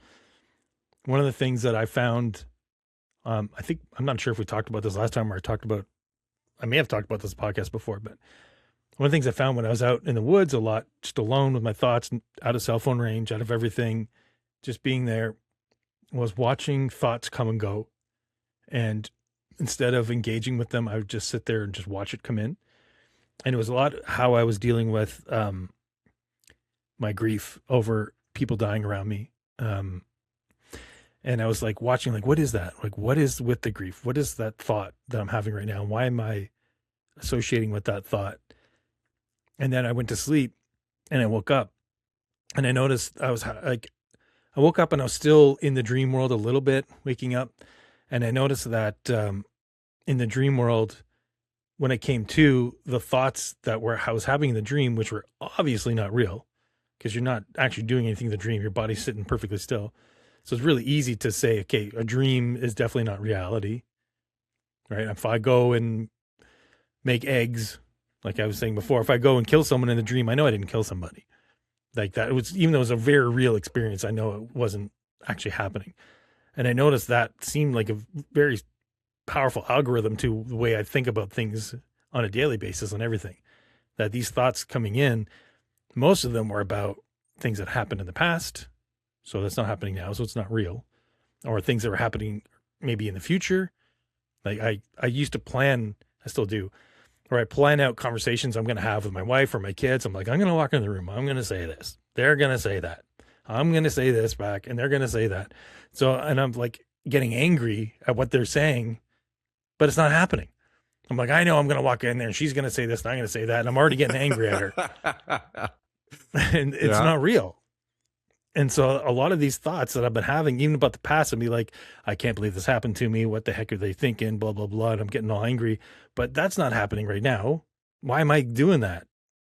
I'm not getting all emotional and getting all angry. My body's changing. I'm getting all fired up. I'm like, that guy gave me the finger 20 years ago, and I'm getting all angry about it. That's not real either. So, and then the only thing that's can seem to be real is if you just shut up and just watch stuff.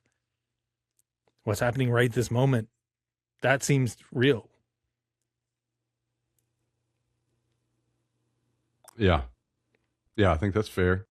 I think that's part of why I enjoy my runs and walks so much, as the visual stimulation of nature and the things going on around me and stuff, without having to, I just kind of get to walk through it and take it in, That's been nice. Whereas, I don't know, everything else feels so much more active, whether it's the stream or scrolling through socials or whatever, I guess it's maybe a return to a pure form of thoughts being driven, rather than something else driving your thoughts. Whether well, maybe it's more so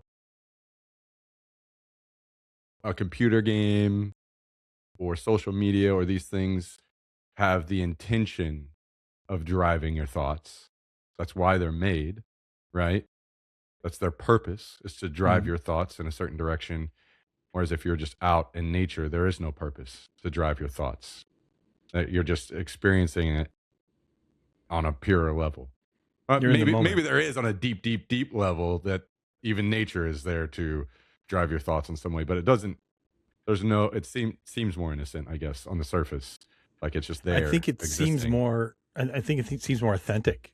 Yeah, that's a better way to put it. Authentic. If a wolf is in front of you, you know it's intention. Yeah. Right. You can see a pack of wolves coming. They're like, "Your food." Yeah. I want to myrtleize you and put you in my belly. Or even the trees, like, I want your oxygen. Yeah. Right. You need to breathe, or I'll give you something, but I need your oxygen. Breathe for me. Breathe for me. Yeah. So there's things out there still want you. They want you to be a participant in what's happening. But there's definitely like a weird pattern that happens out in nature. You can see it when you sit there and watch it long enough. You can see that the crows talk to the wolves, and the wolves talk to the freaking air, and the Something that's been going on billions of years. yeah. And it happens. You can just watch it, and you start becoming an observer of it, which is what I think is our true nature, is to watch it, pattern, label things, Yeah. make sense of it. It's your freaking survival system that's going on full tilt. True. Yeah. We have Just to tapping watch back patterns. into our original path. Yeah. You touch that fire, it's hot, don't get burnt. You smell that smell, a wolf's come around the corner, you should probably leave. Because Aunt May died to a wolf last week. Yeah. Then we develop these instincts of being afraid of jaws and claws, and so we develop these ideas of monsters in our head that are like, if things have fangs, that's dangerous. Things that are cute and cuddly are maybe not so dangerous, and things like that. That's why even like babies and stuff look cute. That's their defense mechanism. So it's all very much survival based. Yeah. And you said that has helped drive your, I don't know, as I get older, I guess this is something I'm trying to learn and appreciate and improve at, is understanding, being okay with how things have ended up. Obviously I know, I'm always trying to improve in different ways, but a continual search and pursuit of happiness, of the things happening around you, and maybe also letting go of the things that maybe you've done wrong, maybe things that you've been scared to let go of because they were either really important to you, or they felt like, my life is short and I'm never going to experience something that good again, and I'm afraid to move on from it or whatever. I know that you've kind of discussed how you've handled those kinds of feelings before. Like, you mean like trauma from the past or something? Or Maybe not necessarily trauma, because I think that that's a deeper, much more serious issue, but more of like just a general thing, whether it's relationships or this or that job, or just moving on and through the challenges of life, and good things and bad things. Um, I forgot exactly how you've put it before on the podcast about the things that, there are some of those that you can't control, and then some things that you talked about, these things that they can't make you happy. I guess it's like a yeah, so changing of your viewpoint on that. it's more like, so it's, yeah, it's like there's a things that have happened. They happened. They're objectively happened. Like we've said before, like getting smacked in the face. It happened. You got smacked in the face, but how you react to it is definitely your choice.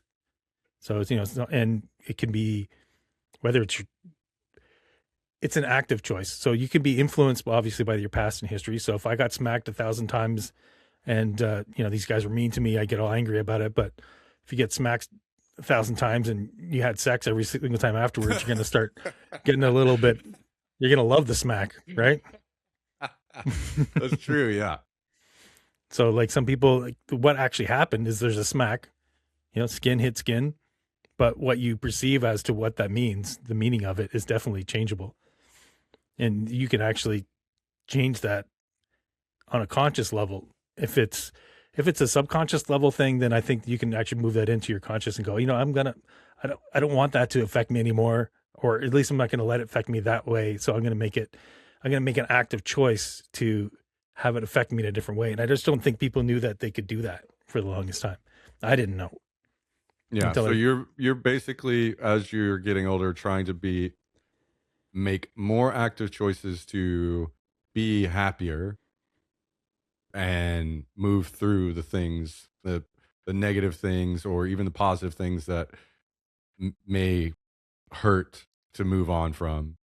Um, Well, I but ask myself appreciate what they were at the time or if whatever. I'm feeling sad or angry about something and I'm in control of that, then I sit there and I go, okay, I want to be sad about this because that's a choice.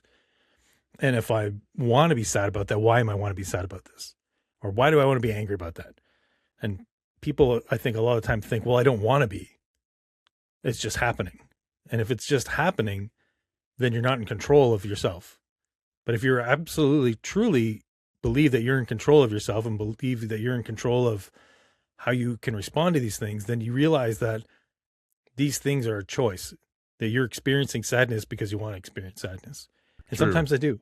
Sometimes I want to grieve my mother. I'm like, you know what? I want to, and maybe it's even a form of, in my head, a form of respect.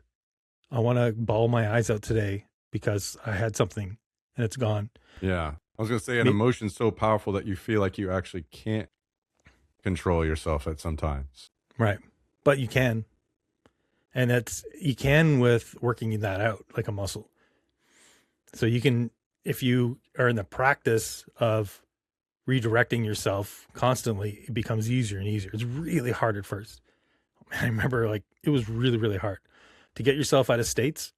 So like if you're in a certain state of sadness or a certain state of anger or even a state of happiness, and you know things can get you out of that state instantly.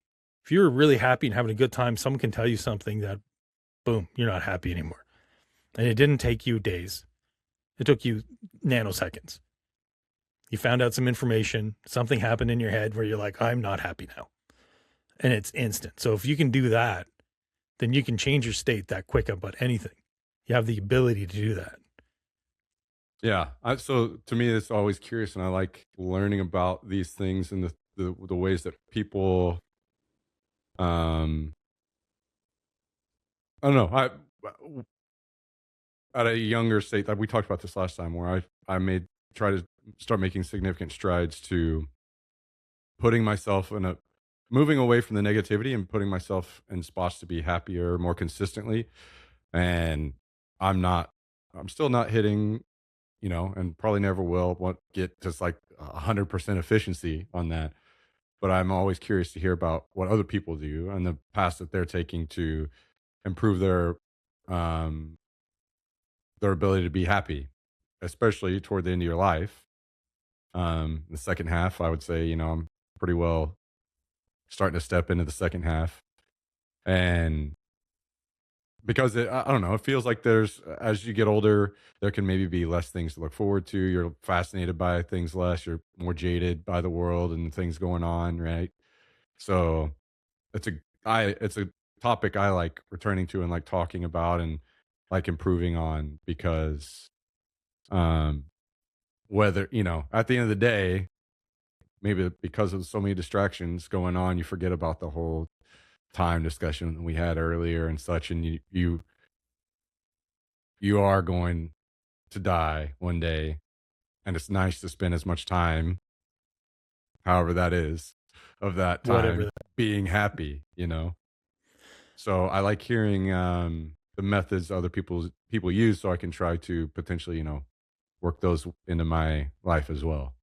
Well, it's not like I'm sit here super happy and blissful all day. It's, you forget, you get wrapped up in things and you get wrapped up in like, I get angry. Someone messes with my kid. I get pissed off. I don't want to feel that way. And then it's the moment of the remembering of, oh crap, I don't want to feel this way that I'm feeling right now, which means I have the ability to change it.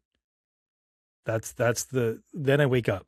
I can go sometimes a week of just freaking feeling like crap, being super down, feeling like shit about myself. But when I do wake up, it's because all of a sudden I realize, oh, I don't want to feel that way. I forgot. Crap, I forgot. I don't want to feel this way. I don't have to. I can remember. I can just, and people have this idea that they need to tell themselves a big long story for, X, Y, and Z needs to happen for me to be happy. And it's absolutely not true. You can go like, okay, for me to be happy, I need a cool down period. It's got to take 30 minutes. I got to go brush my teeth. I got to get a coffee. I got to do this. And then this is all just stories they're making up in their head. about reasons that are eventually going to get them into the place of happiness again and change their state. Where you can do that if you remember and you practice it, you can do that literally instantly. But people are so caught up into, well, that's a lie.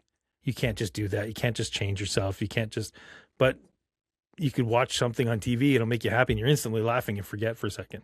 Because these moments of times are like these little slices that happen. But people get wrapped up into a pattern, I guess is what it is. This pattern of unhappiness. So they figure that, and some people get so wrapped up into the pattern of unhappiness or a pattern of feeling a certain way that it's literally uncomfortable for them to feel the opposite. So, like, if you think about it neurologically, if you're like, if you're in martial arts and you train 1,000 times to block, right? And they do that. They do this because they know if a fist comes in, you don't have to think about it. You just go block. And that happens because you're literally laying down longer cables. You're creating these neural pathways. Like every time you do something, basically another strand or energy pulse gets there. It makes it thicker, makes the energy be able to flow stronger. So when a fist comes in, my hand goes up because I've done that 1,000 times because it's a really thick pathway that's created, this big, huge, strong cable. The electricity fires there so fast. For you to do something new, to acquire a new skill, it takes you a long time to be able to do that because the pathways to that part of the brain are so weak. There's a tiny little thing. You're not going to be able to send a lot of electricity there.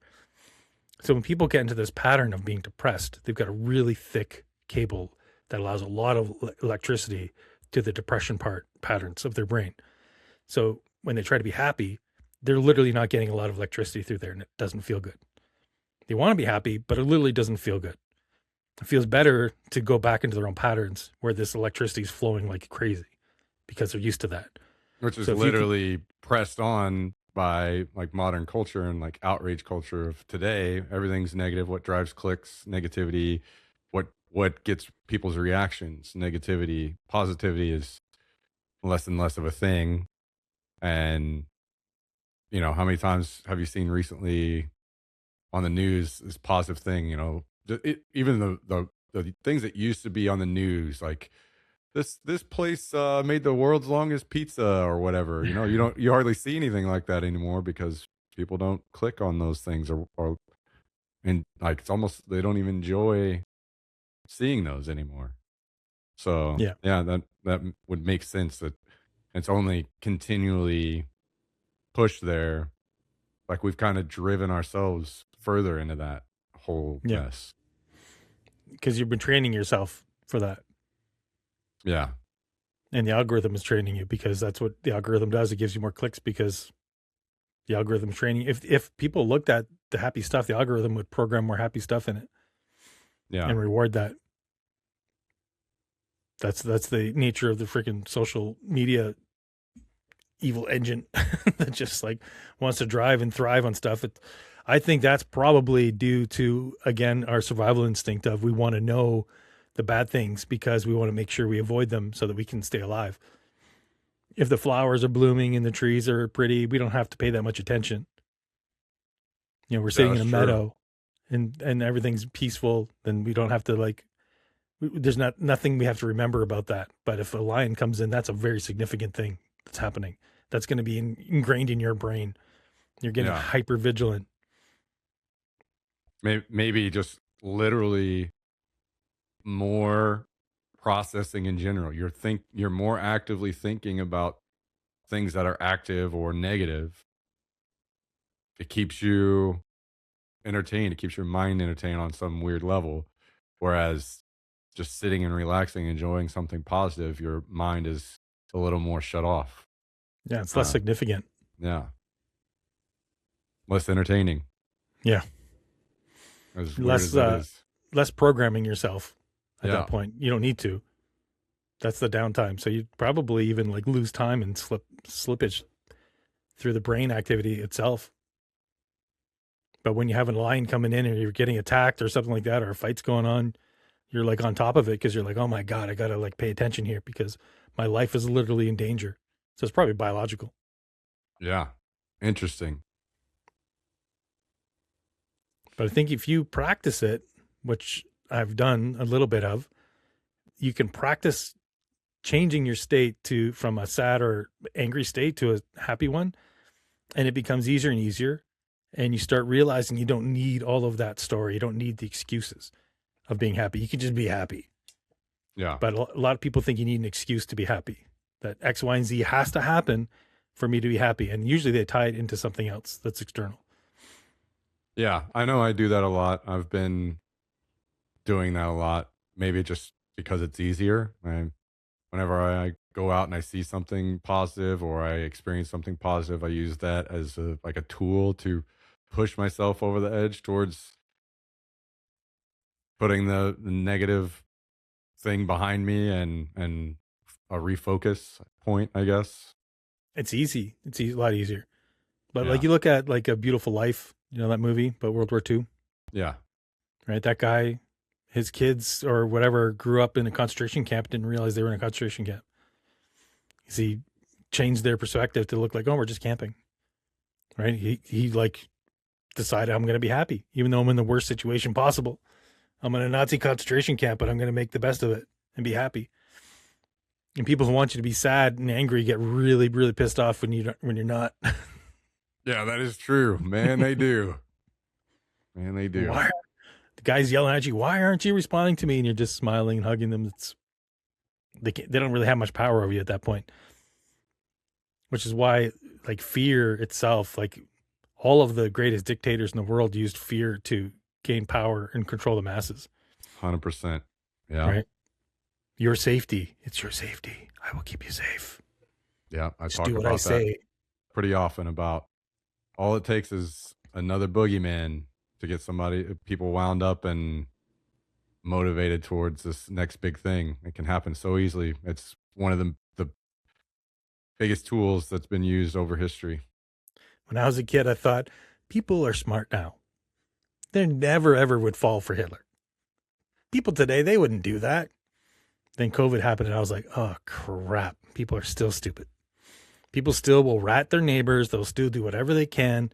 I'm not saying whether or not things were right or wrong, but I just know these people were so full of fear, they were willing to freaking kill people over their political beliefs during COVID. That shocked me. Shocked me. As the way people treated each other and started acting towards each other when they had one view or the other. I was like, wow, these guys they're falling for a program. We're all just little automaton computers running these programs that they're just putting out there. It's insane to me. I was shocked. It's okay, because everyone in the world is going to see this podcast and change their ways, right? No problem. Easy. This is the takeoff moment. They'll definitely watch right to the end, too. Yeah. At this point, we can say whatever we want. That's People have already gone. Yeah, it's time to break out the ads. Well, this was great. It was good chatting with you again, man. I mean, I've said this every single time, but I enjoy the deep conversation. I love learning. Too. I love learning what other people's thoughts are, especially whenever it's not. People love to get mad about so many things these days on talks. Whenever I get to talk, science is so fascinating. I love talking about it. I try not to come with an agenda, right? I try to figure out, what you want to talk about or what you believe, and I'm not trying to not trying to push my beliefs. I think I'm an idiot as well. Same. Like I just not. I don't think this. I don't think you're an idiot. I mean me. I'm gonna clip that. Oh man, no, it was great. Thanks for having me on again. Obviously, I wish nothing but the best. I think I've said it several times now. You're a naturally great host. I think that I hope that you continue with things, because I think that it can and should and will be successful. It's great content, and I hope it becomes something significantly larger than it is now, because it deserves to be, for sure. No, I appreciate that. For me, it's just when I'm 80 years old, this will still be up on YouTube if there's a YouTube. It'll be great fun to go back and watch. Yeah, nice long conversations, and I'll be like, what an idiot I was. True, yeah, man. I can't imagine going back and watching some long conversations I would have had in the past. I would have been like, somebody delete this immediately. Exactly. And me in my 20s, I would have been like, oh, you're so stupid. Yep. It's crazy because I was watching Northern Exposure, you know, that TV show? Yeah, that's an old one. Wow. That was my favorite TV show of all time. I love Northern Exposure. Okay. But I used to watch that when it was on TV back in the 90s. And I remember, like, you know, not getting it, a lot of it, what they're talking about, but still loving it. And now I was going back and watching it again because the two main characters just started a podcast and they were going back and watching them all again. Okay. So I was watching them again and I'm like, oh, wait, I didn't know what that was. Now I know what that is. Oh, I've read that book now. Oh, I know that philosopher. Oh, I understand what they're talking about with quantum physics there. And so it's crazy just being from like 30 years of knowledge and I'm able to see it now because I was 20 when I was watching it. Now I'm 50. It's crazy how much I've learned about the world. It's just, it's nuts to see the difference. So going back on this will be quite the experience too, I'm sure. If we're still all around.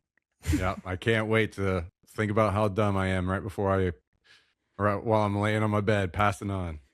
I mean, so go back real quick to your original question again about what I think is going to happen 10 years from now. I'll tell you two scenarios.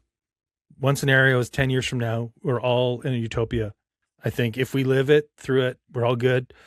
I think that wants and needs are gone. I think that the cost of everything will be pretty much nothing. You can have whatever you want. I think the problem with that is the people who are the haves don't want you to have, and that's why they like having it. So they might try to stop that.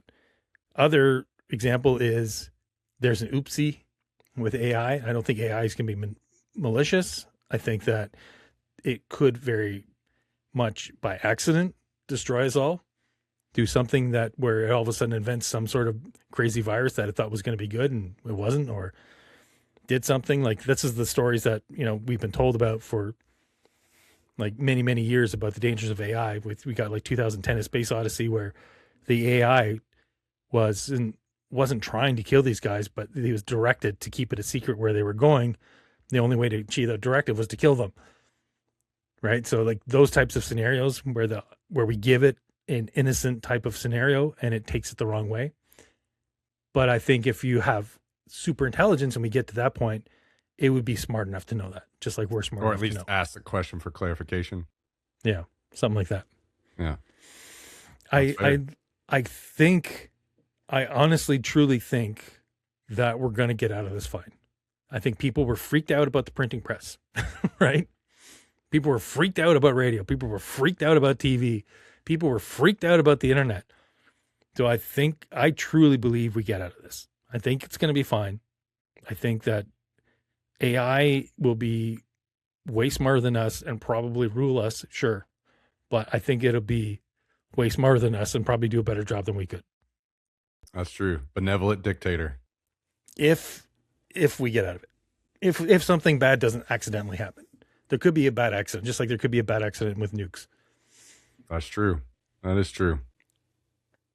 But maybe something else out there is watching us and guiding us properly anyways. Who knows? Yeah. I choose to stay on the hopeful side as well, but I do occasionally let my mind wander and think about the what if, you know? Well, I don't think we're going to be battling robots like in Terminator because AI would just be way too smart for that. No, I definitely don't think we would beat it on that level. It would be pretty doomed. Yeah. AI would just take us apart molecularly.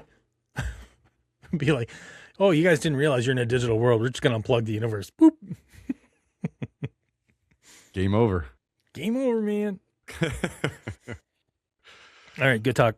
Yep. It was good talking to you again, man. Thank you so much for doing this again. I really, really appreciate it. Great rest of your week, and I'll be watching more to come.